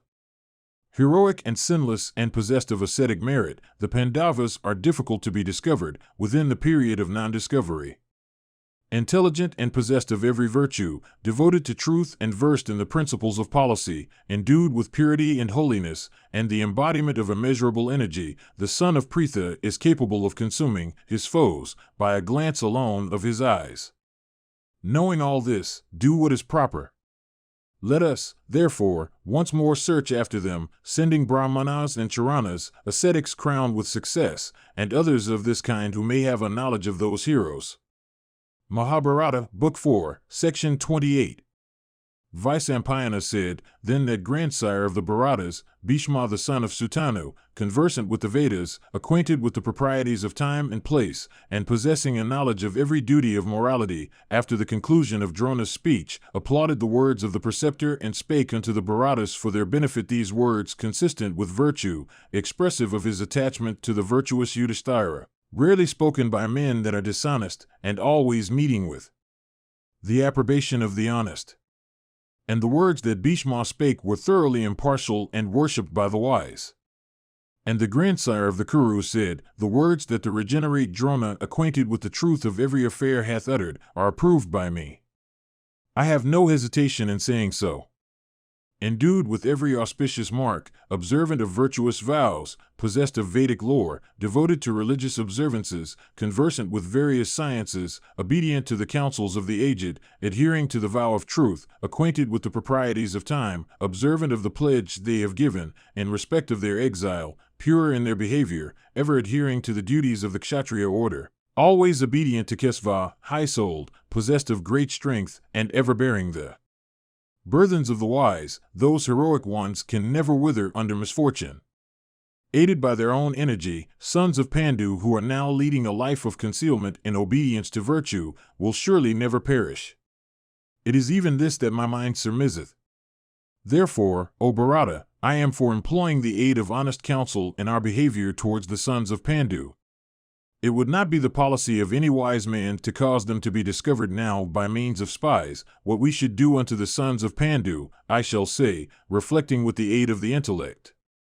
Know that I shall say nothing from ill will to thee. People like me should never give such counsels to him that is dishonest, for only counsels, like those I would give, should be offered unto them that are honest. Counsels, however, that are evil, should under no circumstances be offered. He, O child, that is devoted to truth and obedient to the aged, he, indeed, that is wise, while speaking in the midst of an assembly, should under all circumstances speak the truth, if the acquisition of virtue be an object with him. I should, therefore, say that I think differently from all those people here, in respect of the abode of Yudhisthira, the just in this the 13th year of his exile. The ruler, O child, of the city or the province where King Yudhisthira resides cannot have any misfortune. Charitable and liberal and humble and modest must the people be of the country where King Yudhisthira resides. Agreeable in speech, with passions under control, observant of truth, cheerful, healthy, pure in conduct, and skillful in work must the people be of the country where King Yudhisthira resides. The people of the place where Yudhisthira is cannot be envious or malicious, or vain, or proud, but must all adhere to their respective duties. Indeed, in the place where Yudhisthira resides, Vedic hymns will be chanted all around, sacrifices will be performed, the last full libations will always be poured, and gifts to Brahmanas will always be in profusion. There the clouds, without doubt, pour abundant rain, and furnished with good harvest the country will ever be without fear. There the paddy will not be without grain, fruits will not be bereft of juice, floral garlands will not be without fragrance, and the conversation of men will always be full of agreeable words. There where King Yudhisthira resides, the breezes will be delicious, the meetings of men will always be friendly, and cause of fear there will be none. Their kind will be plentiful, without any of them being lean-fleshed or weak, and milk and curds and butter will all be savory and nutritious. There where King Yudhisthira resides, every kind of corn will be full of nutrition and every edible full of flavor. There where King Yudhisthira resides, the objects of all the senses, viz., taste, touch, smell, and hearing, will be endued with excellent attributes. There where King Yudhisthira resides, the sights and scenes will be gladdening. And the regenerate ones of that place will be virtuous and steady in observing their respective duties.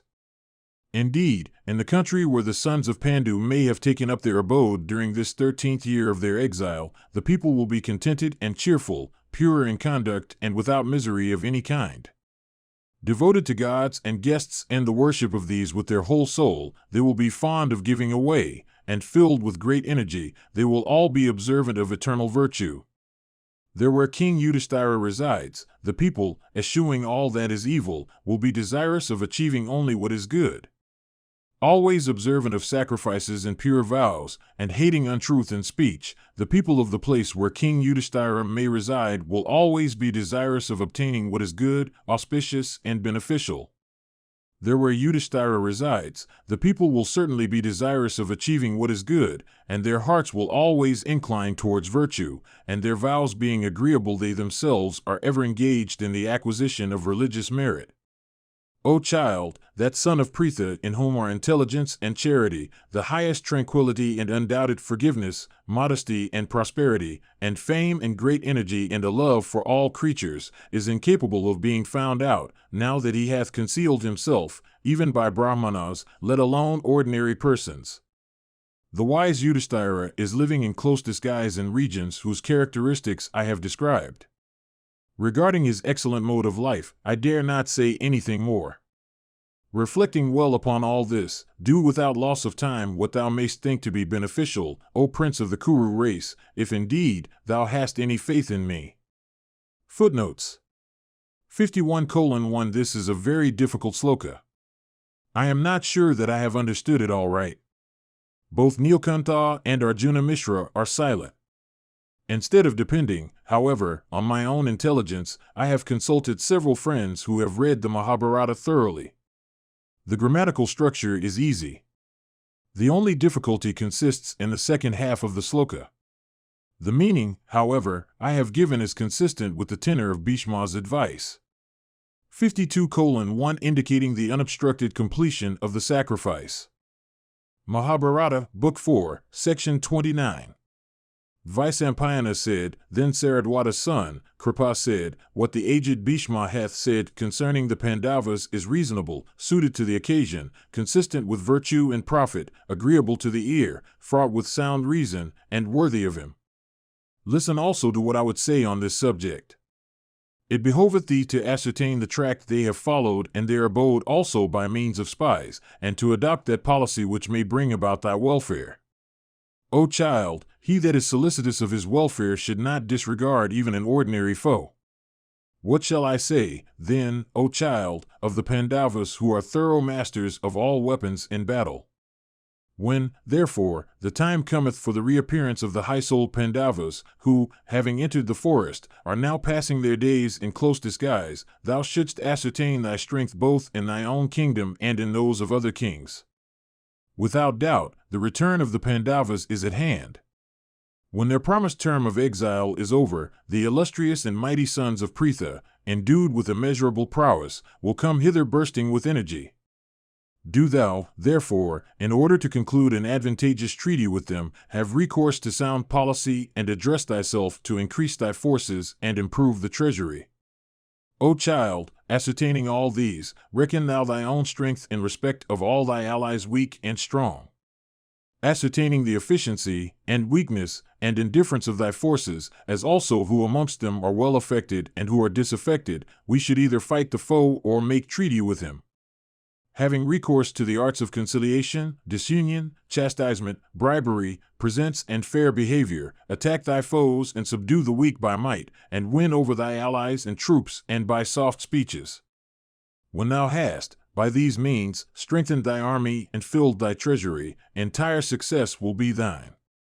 When thou hast done all this, thou wilt be able to fight with powerful enemies that may present themselves, let alone the sons of Pandu deficient in troops animals of their own. By adopting all these expedients according to the customs of thy order, thou wilt, O foremost of men, attain enduring happiness in due time. Footnotes 53:1 The word tirtha here means, as Nilkantha rightly explains, spies and not holy spots. 53:2 Satram is explained by Nilkantha to mean here false disguise. I think, however, such an interpretation to be far-fetched. It evidently means forest, the use of pravasteshu in connection with it almost settles the point. 53:3 This sloka is not correctly printed in any of the texts that I have seen. The reading that I adopt is that the second word is the participle of the root bud and not the instrumental of buddhi. The last word again of the second line is a compound of valavatsu and avaleshu instead of, as printed in many books, valavatswavalashu. Any other reading would certainly be incorrect. I have not consulted the Bombay text. Mahabharata, Book 4, Section 30. Vaisampayana said, discomfited before, O monarch, many a time and oft by Matsyas Sutta Kichaka, aided by the Matsyas and the Salyas, the mighty king of the Trigartas, Suserman, who owned innumerable cars, regarding the opportunity to be a favorable one, then spoke the following words without losing a moment.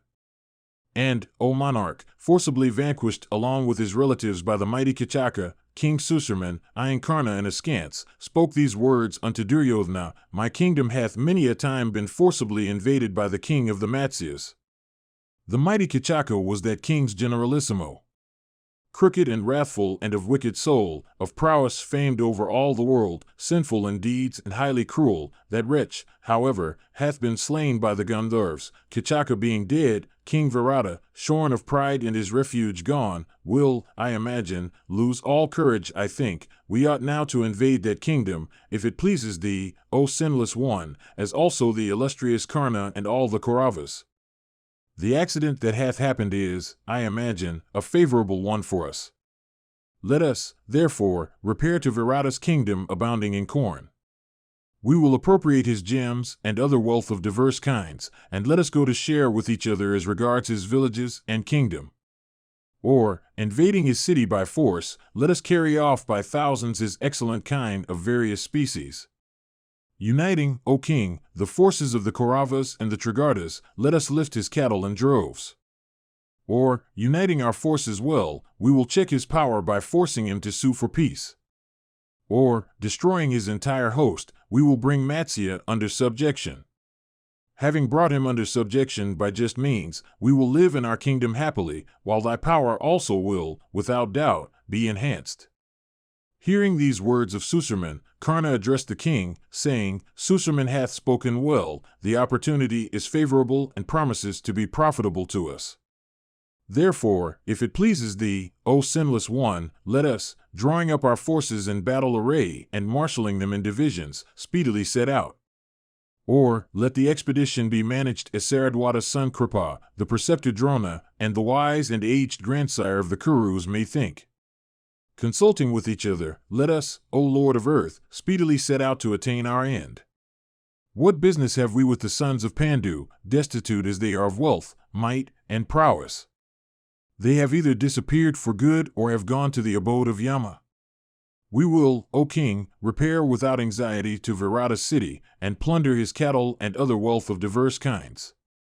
Vaisampayana continued, accepting these words of Karna, the son of Surya, King Duryodhana speedily commanded his brother Dusasana, born immediately after him and always obedient to his wishes, saying, consulting with the elders, array without delay our forces. We will, with all the Kauravas, go to the appointed place. Let also the mighty warrior, King Susurman, accompanied by a sufficient force with vehicles and animals, set out with the Trigartas for the dominions of Matsyas. And let Susurman proceed first, carefully concealing his intention. Following in their wake, we will set out the day after in close array, for the prosperous dominions of King Matsya. Let the Trigartas, however, suddenly repair to the city of Virata, and coming upon the cowherds, seize that immense wealth of kine. We also, marching in 2 divisions, will seize thousands of excellent kine furnished with auspicious marks. Vaisampayana continued, then, O Lord of Earth, those warriors, the Trigartas, accompanied by their infantry of terrible prowess, marched towards the southeastern direction, intending to wage hostilities with Virata from the desire of seizing his kine. And Susurman set out on the 7th day of the dark fortnight for seizing the kine.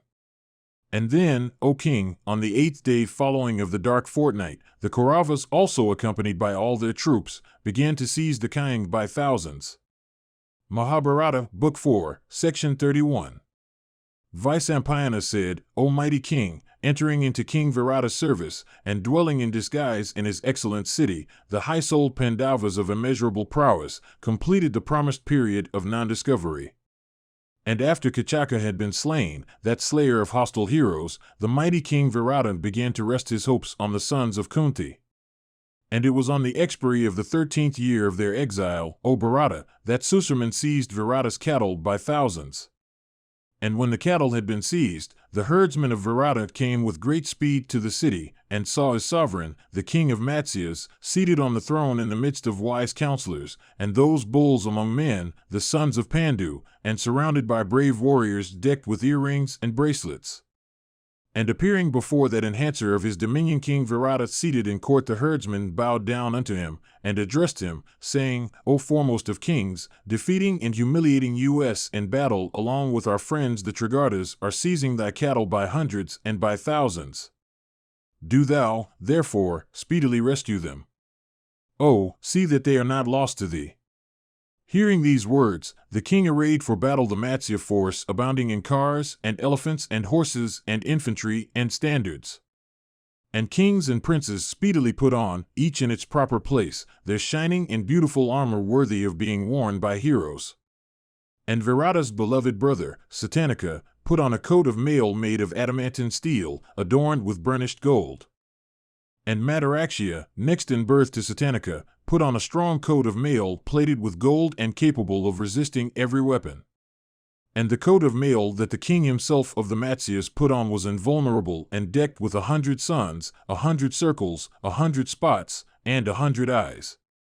And the coat of mail that Suryadatta put on was bright as the sun, plated with gold, and broad as 100 lotuses of the fragrant Kalara species.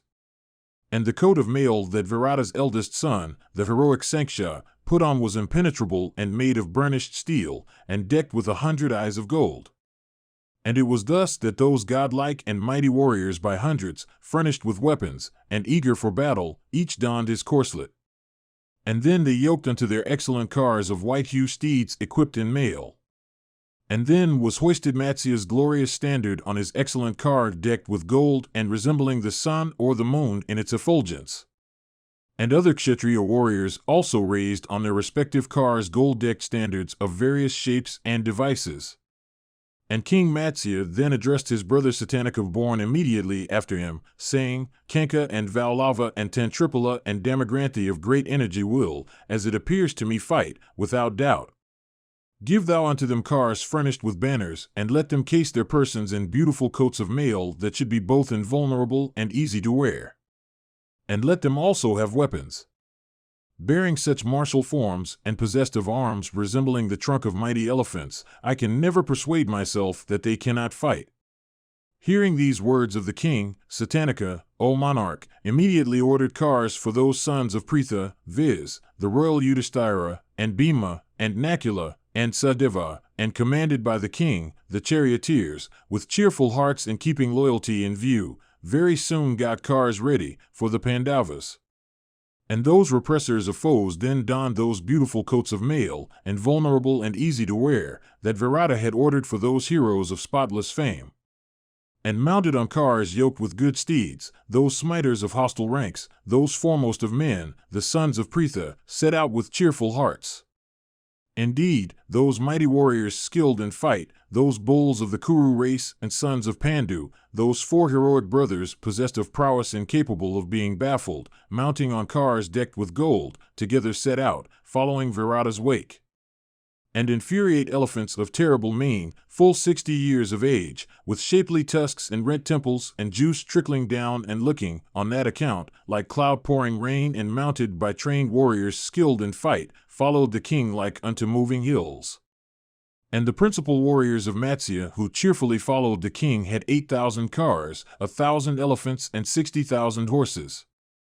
And, O bull among the Bharatas, that force of Virata, O king, as it marched forth marking the footprints of the cattle looked exceedingly beautiful.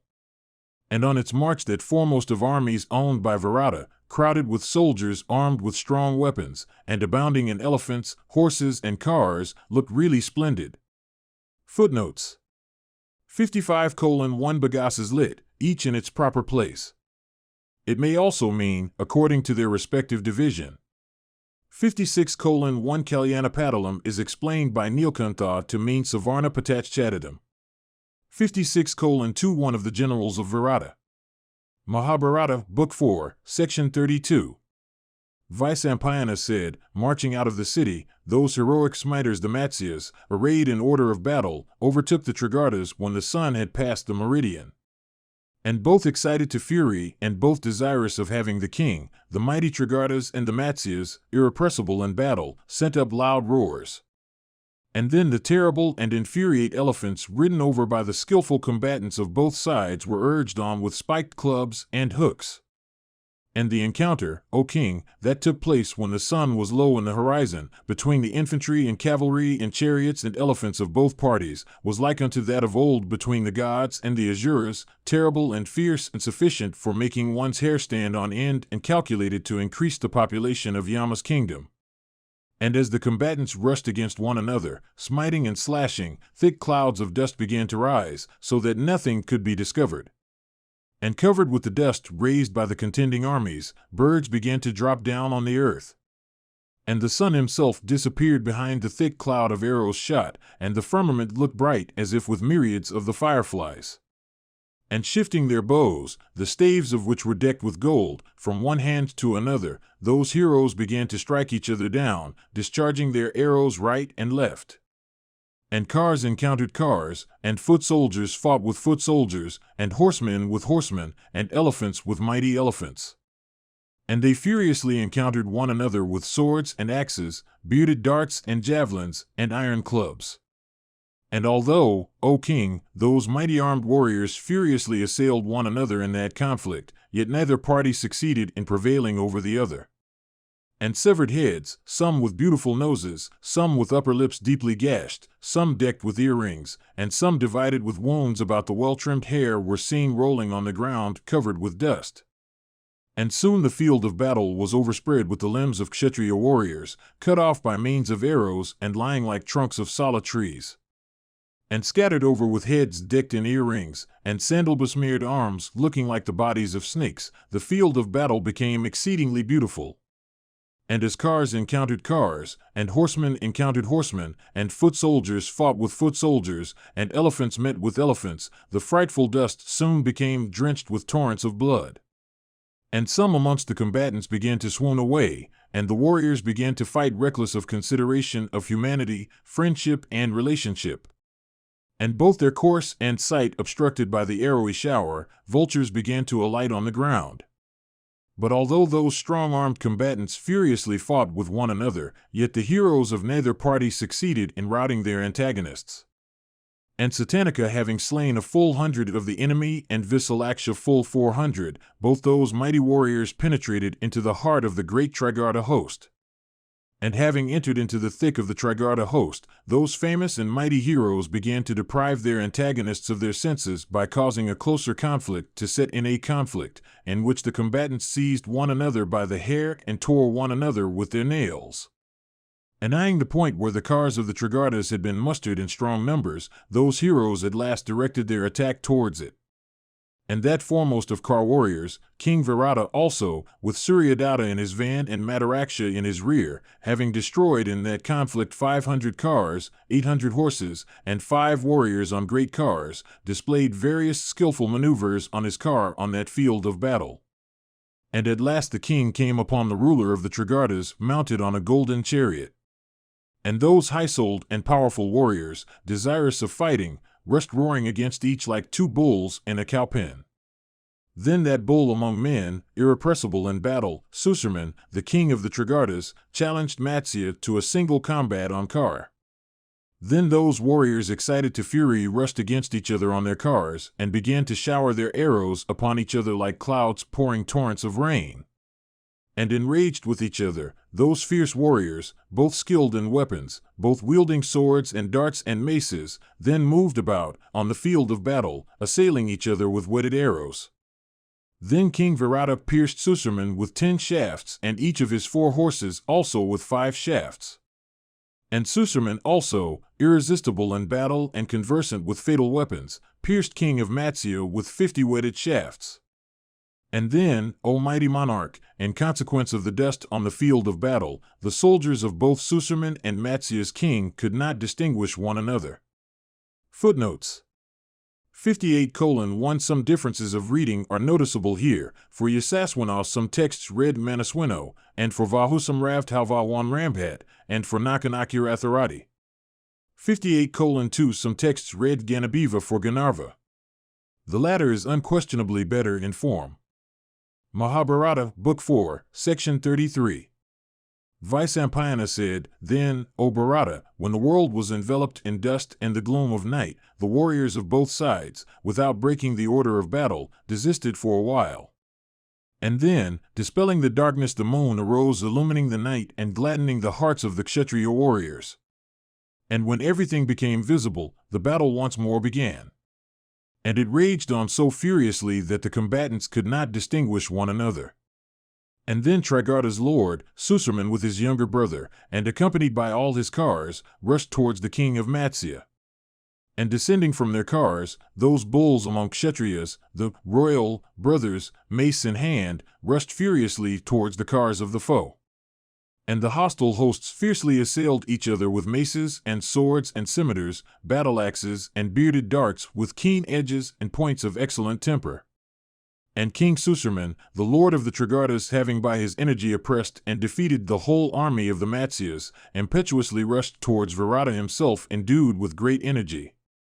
And the 2 brothers, having severally slain Virata's 2 steeds and his charioteer, as also those soldiers that protected his rear, took him captive alive, when deprived of his car.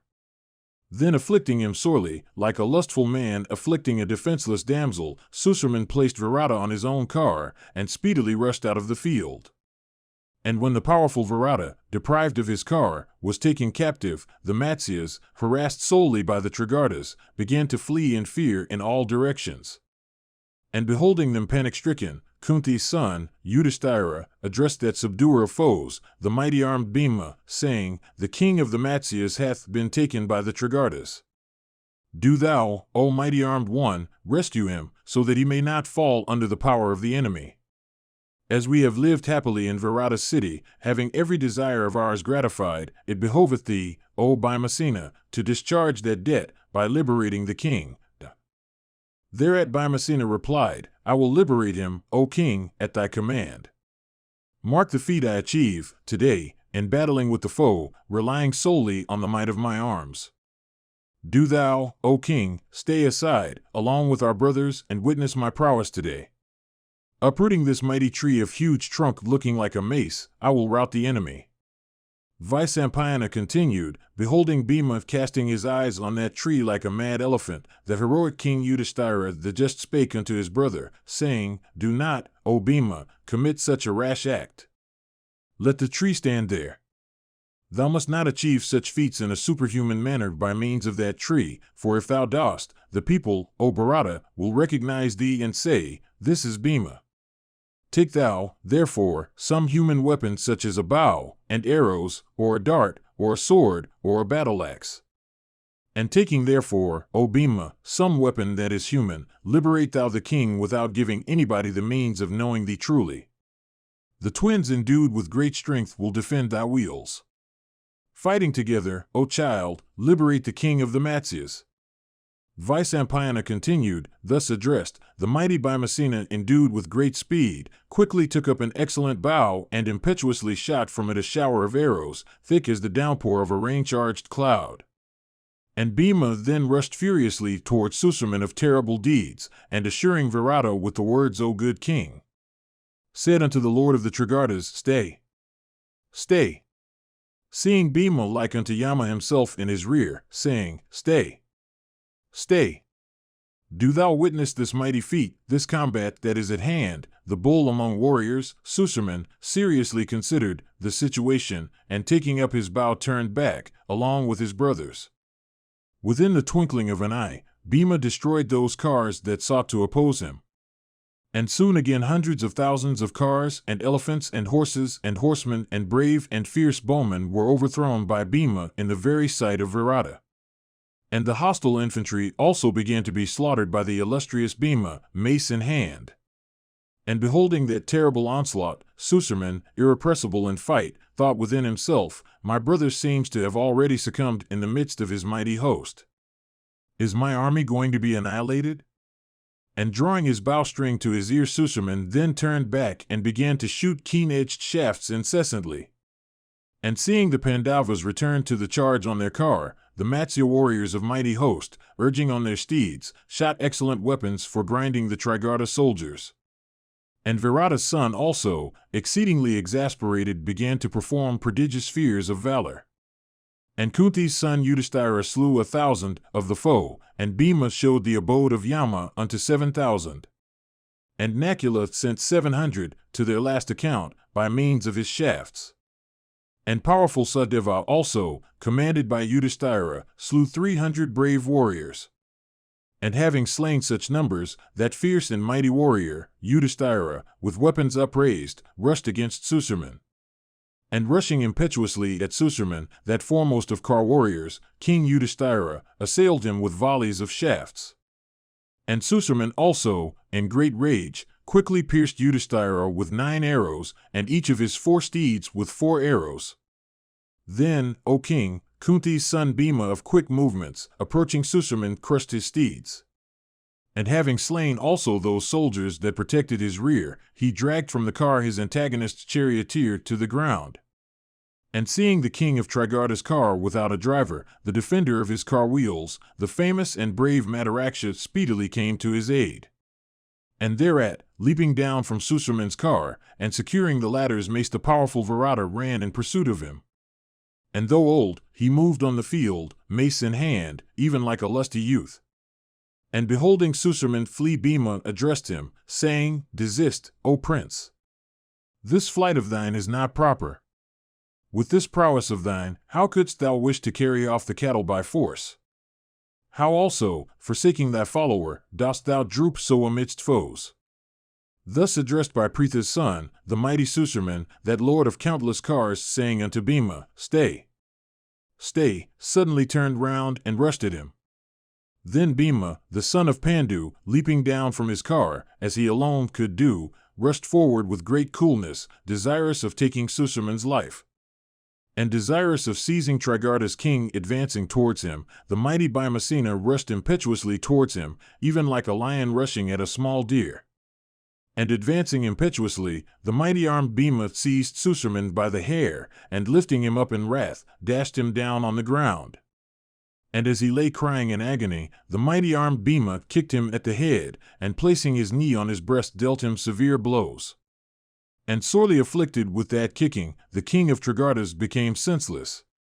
And when the king of the Trigardas, deprived of his car, had been seized thus, the whole Trigarda army, stricken with panic, broke and fled in all directions, and the mighty sons of Pandu, endued with modesty and observant of vows and relying on the might of their own arms, after having vanquished Susurman, and rescued the kine as well as other kinds of wealth, and having thus dispelled Virata's anxiety, stood together before that monarch. And Bhimasena then said, "This wretch given to wicked deeds doth not deserve to escape me with life. But what can I do? The king is so lenient." And then taking Susurman by the neck as he was lying on the ground insensible and covered with dust, and binding him fast, Pritha's son Vrkodara placed him on his car, and went to where Yudhisthira was staying in the midst of the field. And Bhima then showed Susurman unto the monarch. And beholding Susurman in that plight, that tiger among men, King Yudhisthira smilingly addressed Bhima that ornament of battle, saying, "Let this worst of men be set free." Thus addressed, Bhima spoke unto the mighty Susurman, saying, "If, O wretch, thou wishest to live, listen to those words of mine. Thou must say in every court and assembly of men, I am a slave. On this condition only I will grant thee thy life. Verily, this is the law about the vanquished."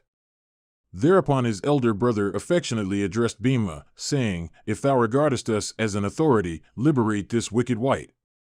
He hath already become King Virata's slave."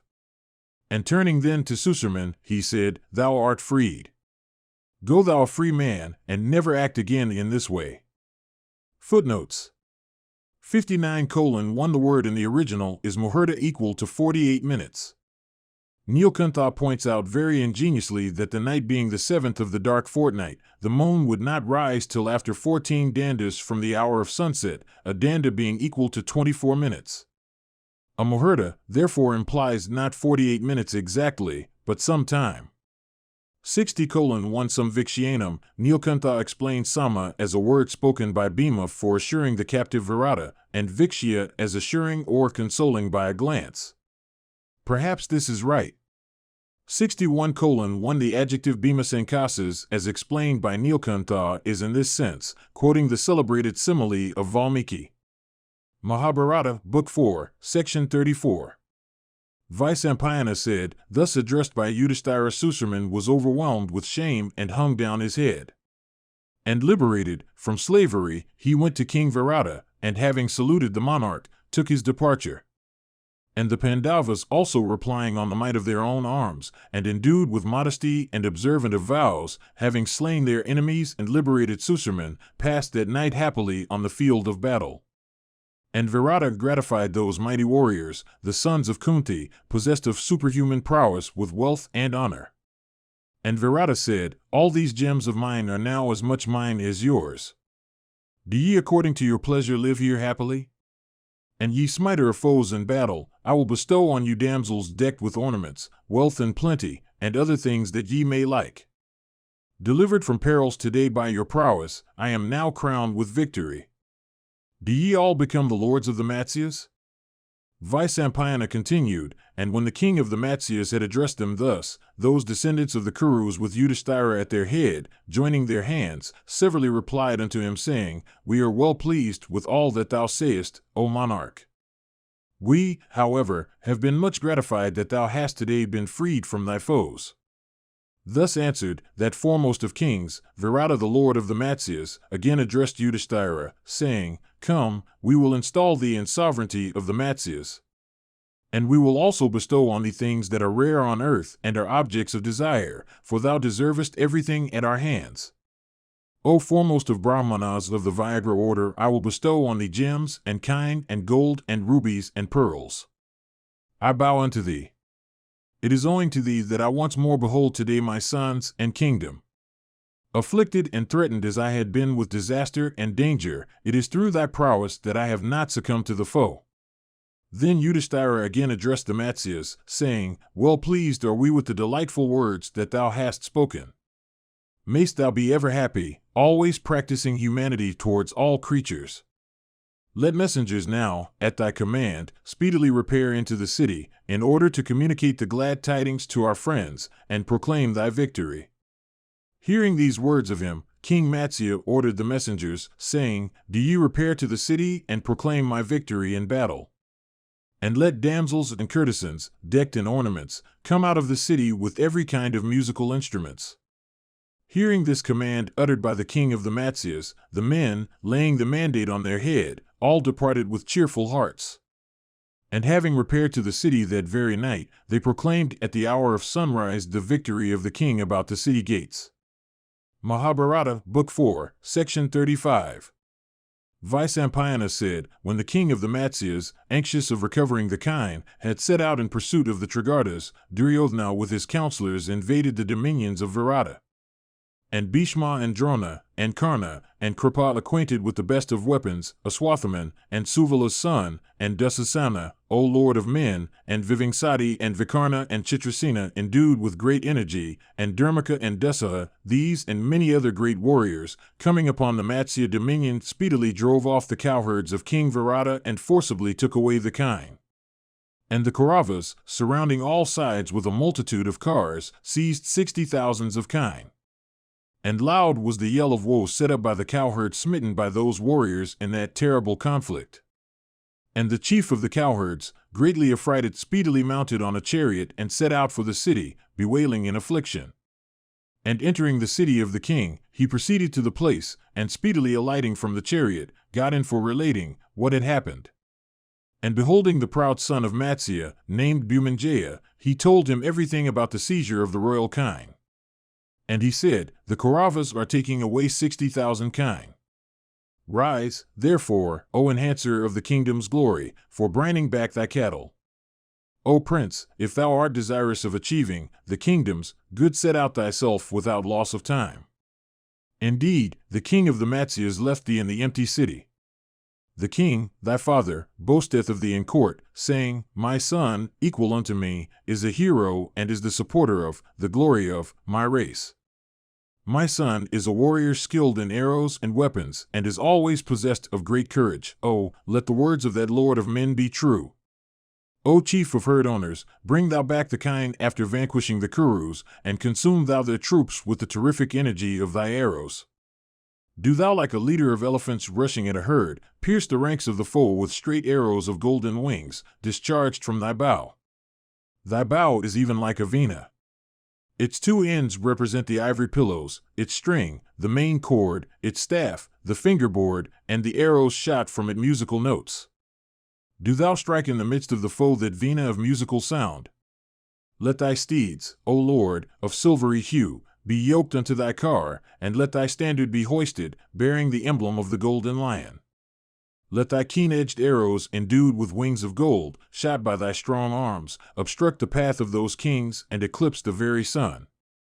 Vanquishing all the Kurus in battle like unto the wielder of the thunderbolt defeating the Asuras, return thou again to the city having achieved great renown.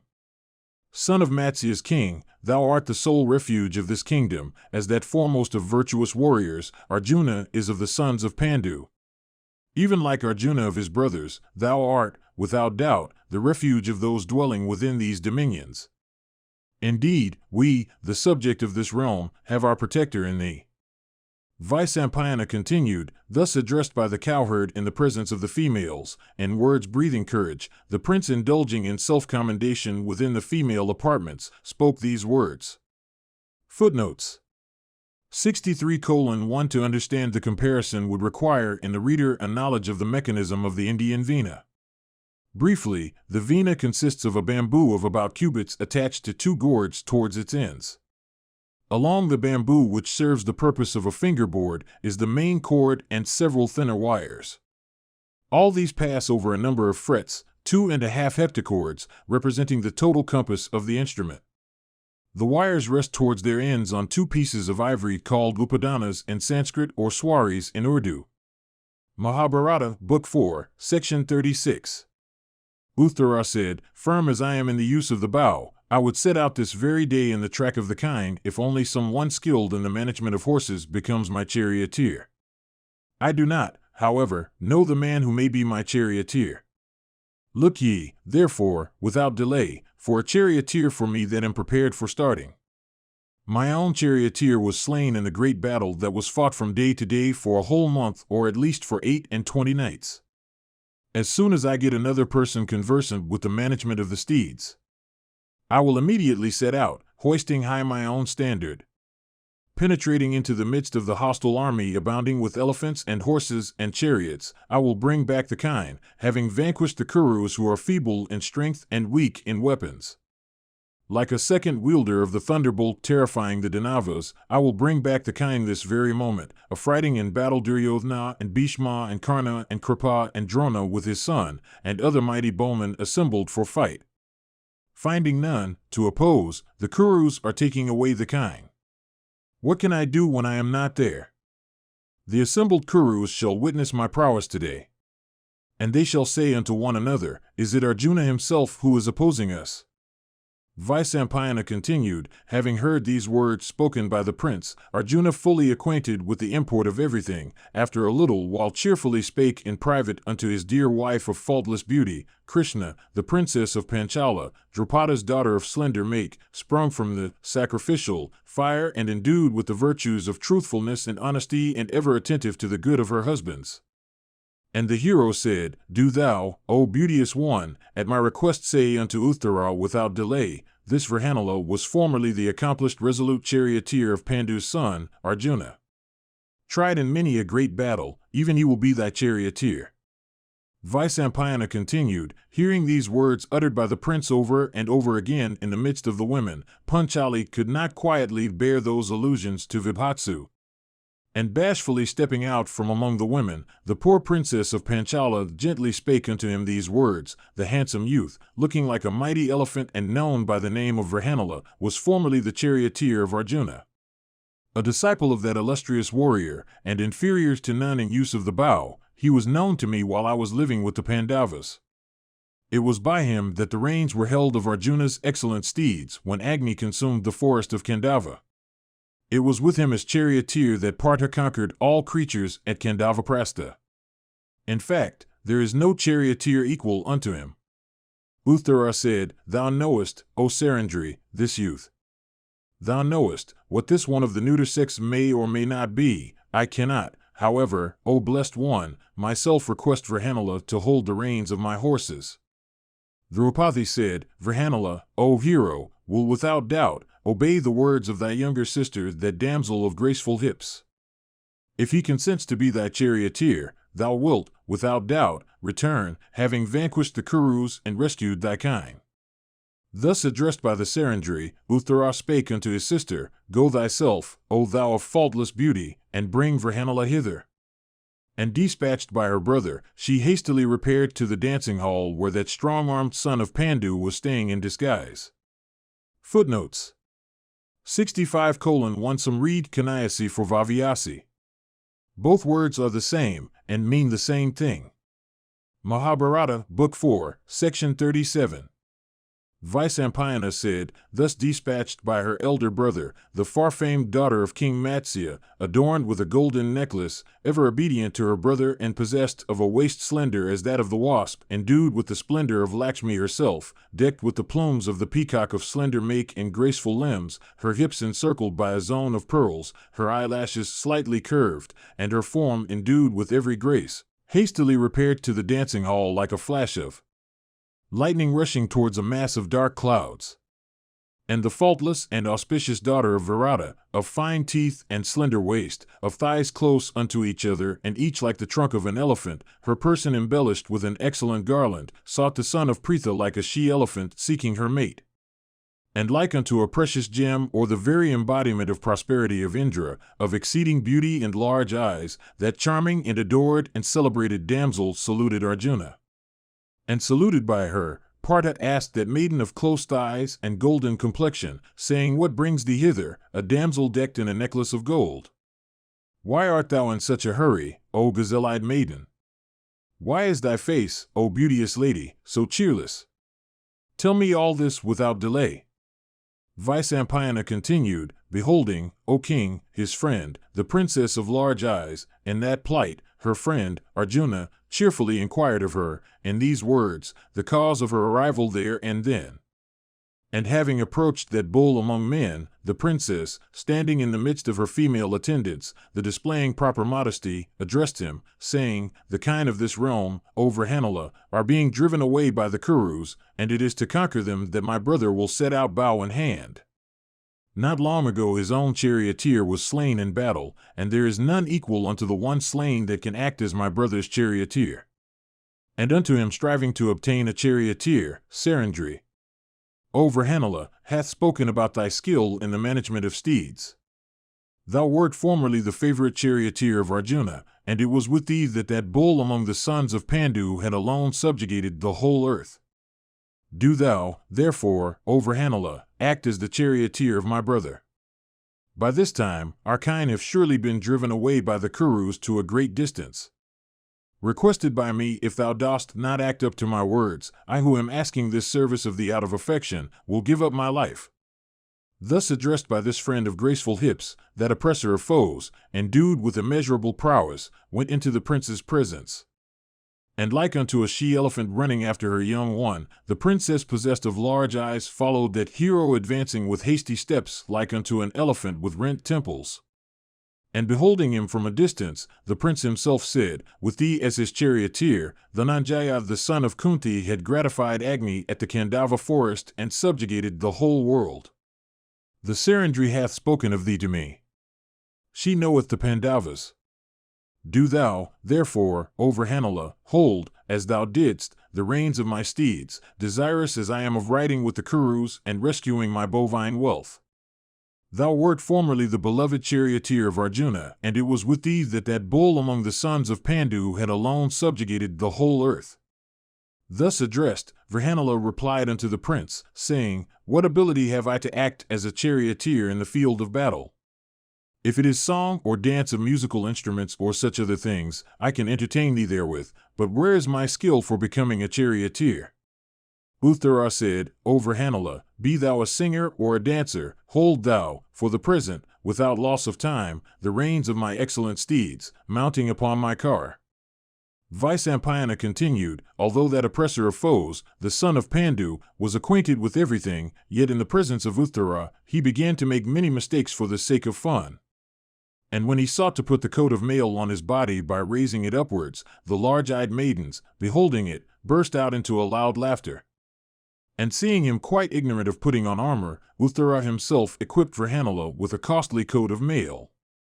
And casing his own person in an excellent armor of solar effulgence, and hoisting his standard bearing the figure of a lion, the prince caused Virata to become his charioteer.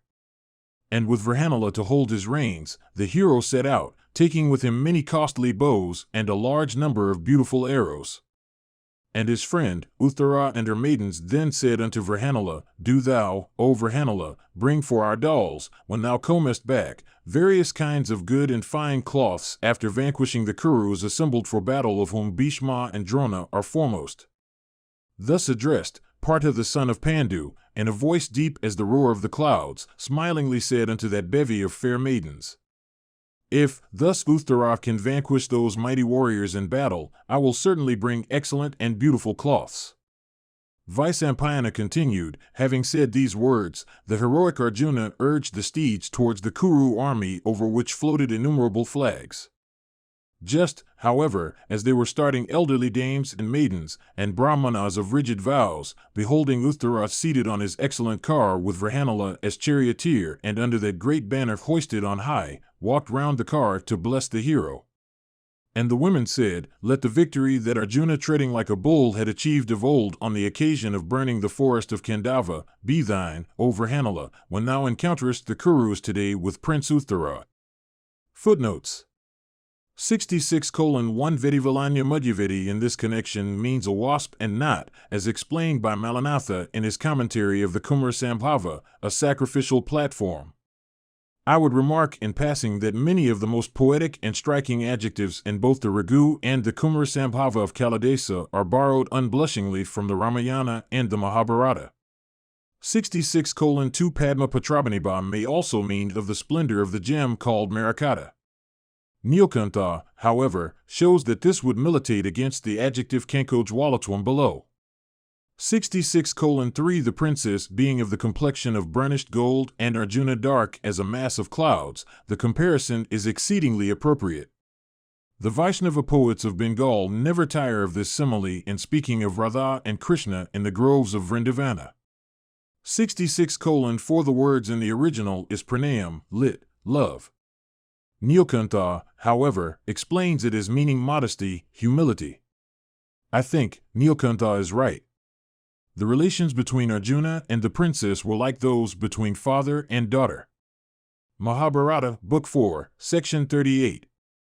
Vaisampayana said, having issued forth from the city, the dauntless son of Virata addressed his charioteer, saying, "Proceed whither the Kurus are." Defeating the assembled Kurus who have come hither from desire of victory, and quickly rescuing my kind from them, I will return to the capital. At these words of the prince, the son of Pandu urged those excellent steeds. And endued with the speed of the wind and decked with necklaces of gold, those steeds, urged by that lion among men, seemed to fly through the air. And they had not proceeded far when those smiters of foes, Dhananjaya and the son of Matsya, sighted the army of the powerful Kurus. And proceeding towards the cemetery, they came upon the Kurus and beheld their army arrayed in order of battle.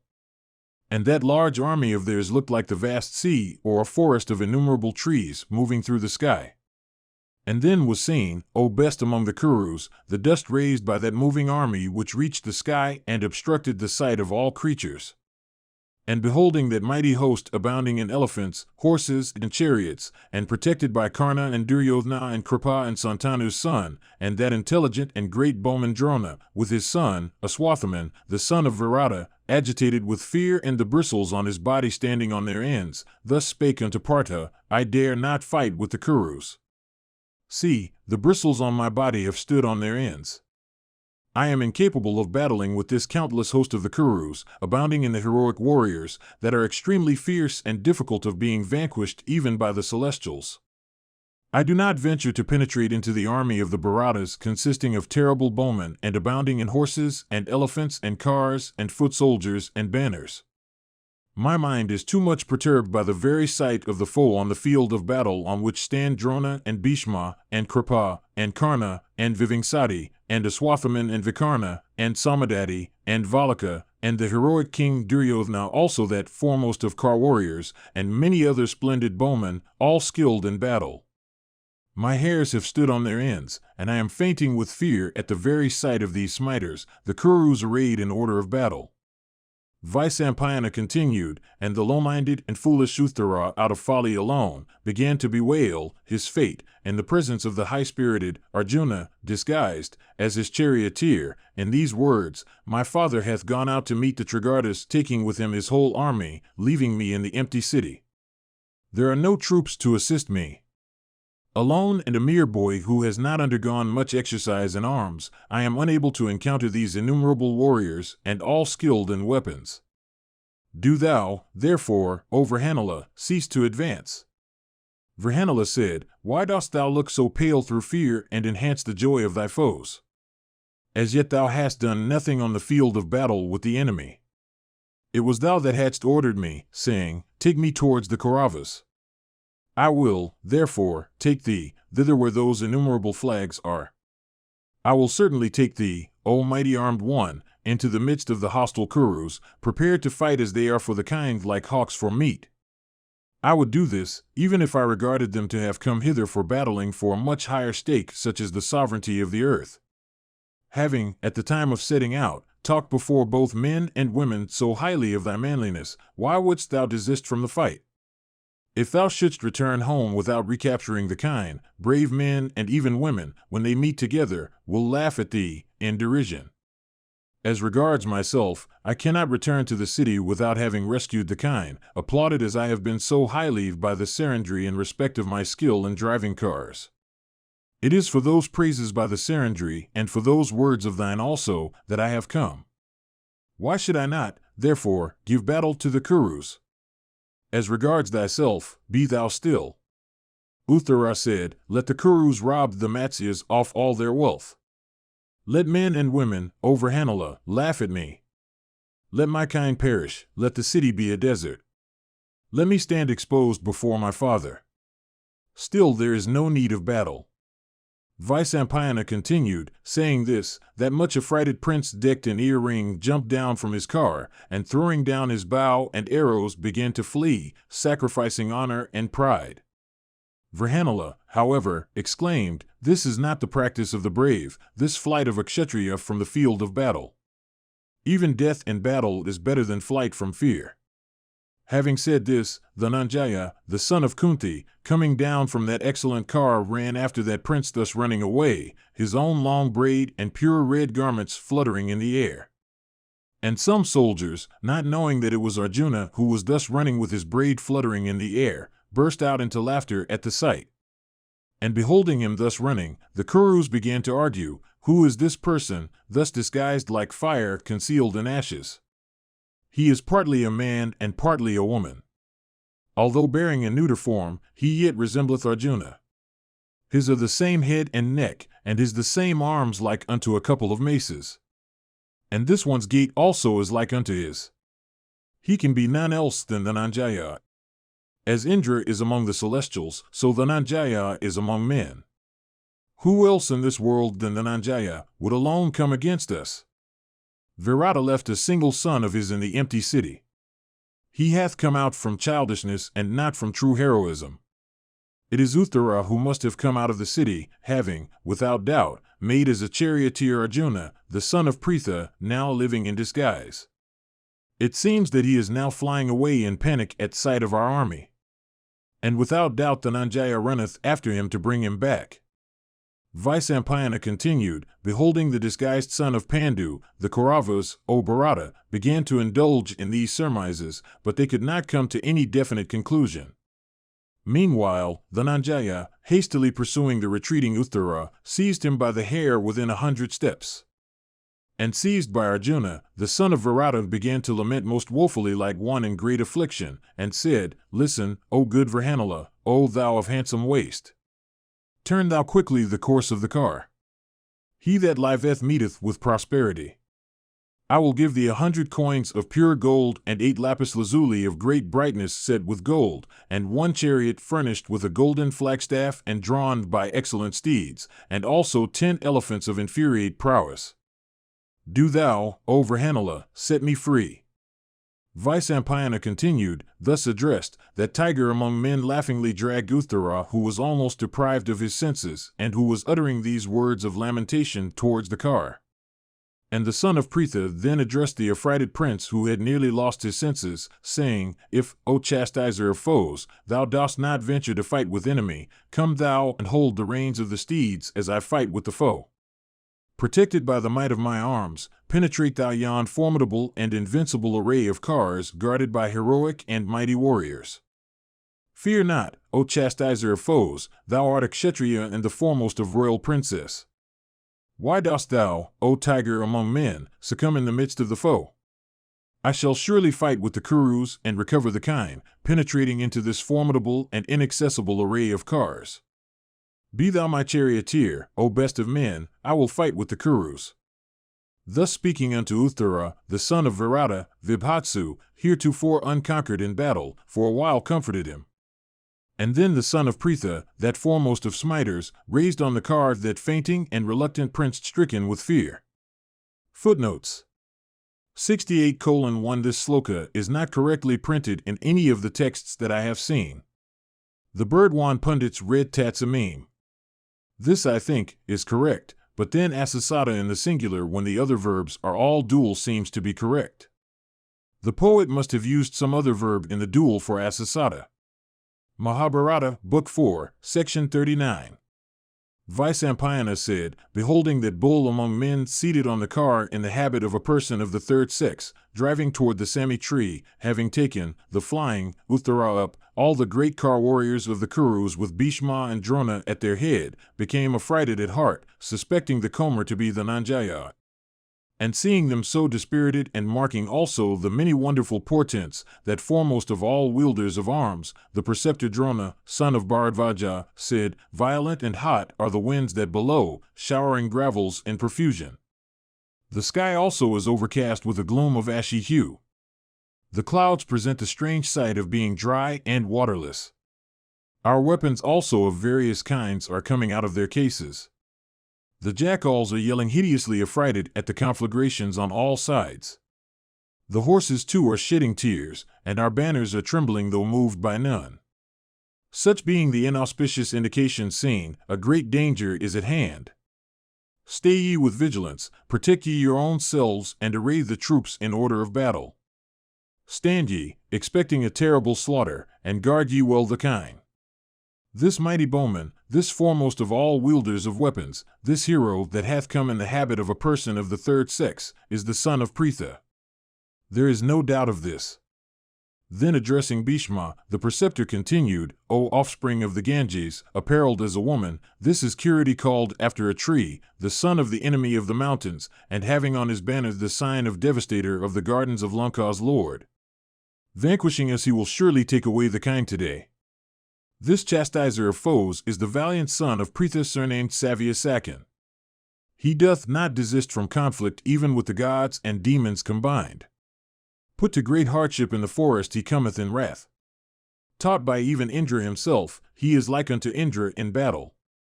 Therefore, ye Kauravas, I do not see any hero who can withstand him. It is said that the Lord Sahadeva himself, disguised in the attire of a hunter, was gratified by this son of Pritha in battle on the mountains of Himavat.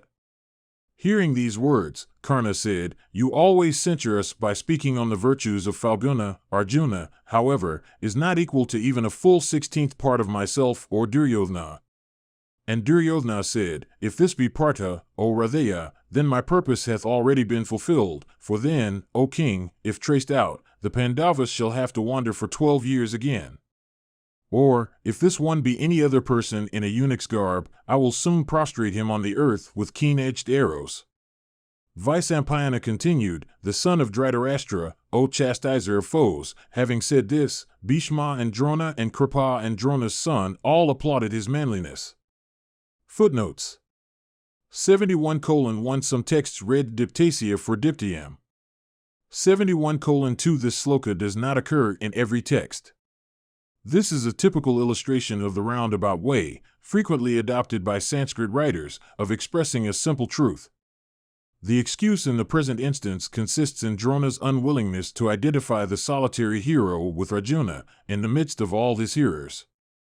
Nadiji is an exclamation referring to Bhima, the son of the river Ganga. Lankisavanariketu is simply eight-bannered, or is rendered in the text, having the devastator of the gardens of Lanka's lord for the sign of his banner. Nagavaya is named after tree for Arjuna is the name of an Indian tree. Nagrisunu is Indra's son, Indra being the foe of mountain, for formerly it was he who cut off the wings of all mountains and compelled them to be stationary. He failed only in the case of Menaka, the son of Himavat. Mahabharata, Book 4, Section 40. Vyasa said, having reached that Sami tree, and having ascertained Virata's son to be exceedingly delicate and inexperienced in battle, Partha addressed him, saying, Enjoined by me, O Yudhisthira, quickly take down, from this tree, some bows that are there. For these bows of thine are unable to bear my strength, my heavy weight when I shall grind down horses and elephants, and the stretch of my arms when I seek to vanquish the foe. Therefore, O Bhumanjaya, climb thou up this tree of thick foliage, for in this tree are tied the bows and arrows and banners and excellent coats of mail of the heroic sons of Pandu, viz., Yudhisthira and Bhima and Vibhatsu and the twins. There also is that bow of great energy, the Gandiva of Arjuna, which singly is equal to many thousands of other bows and which is capable of extending the limits of a kingdom. large like a palmyra tree, able to bear the greatest stress, the largest of all weapons, capable of obstructing the foe, handsome, and smooth, and broad, without a knot, and adorned with gold, it is stiff and beautiful in make and beareth the heaviest weight. And the other bows also that are there, of Yudhisthira and Bhima and Vibhatsu and the twins, are equally mighty and tough. Present you by HinduMonastery.com.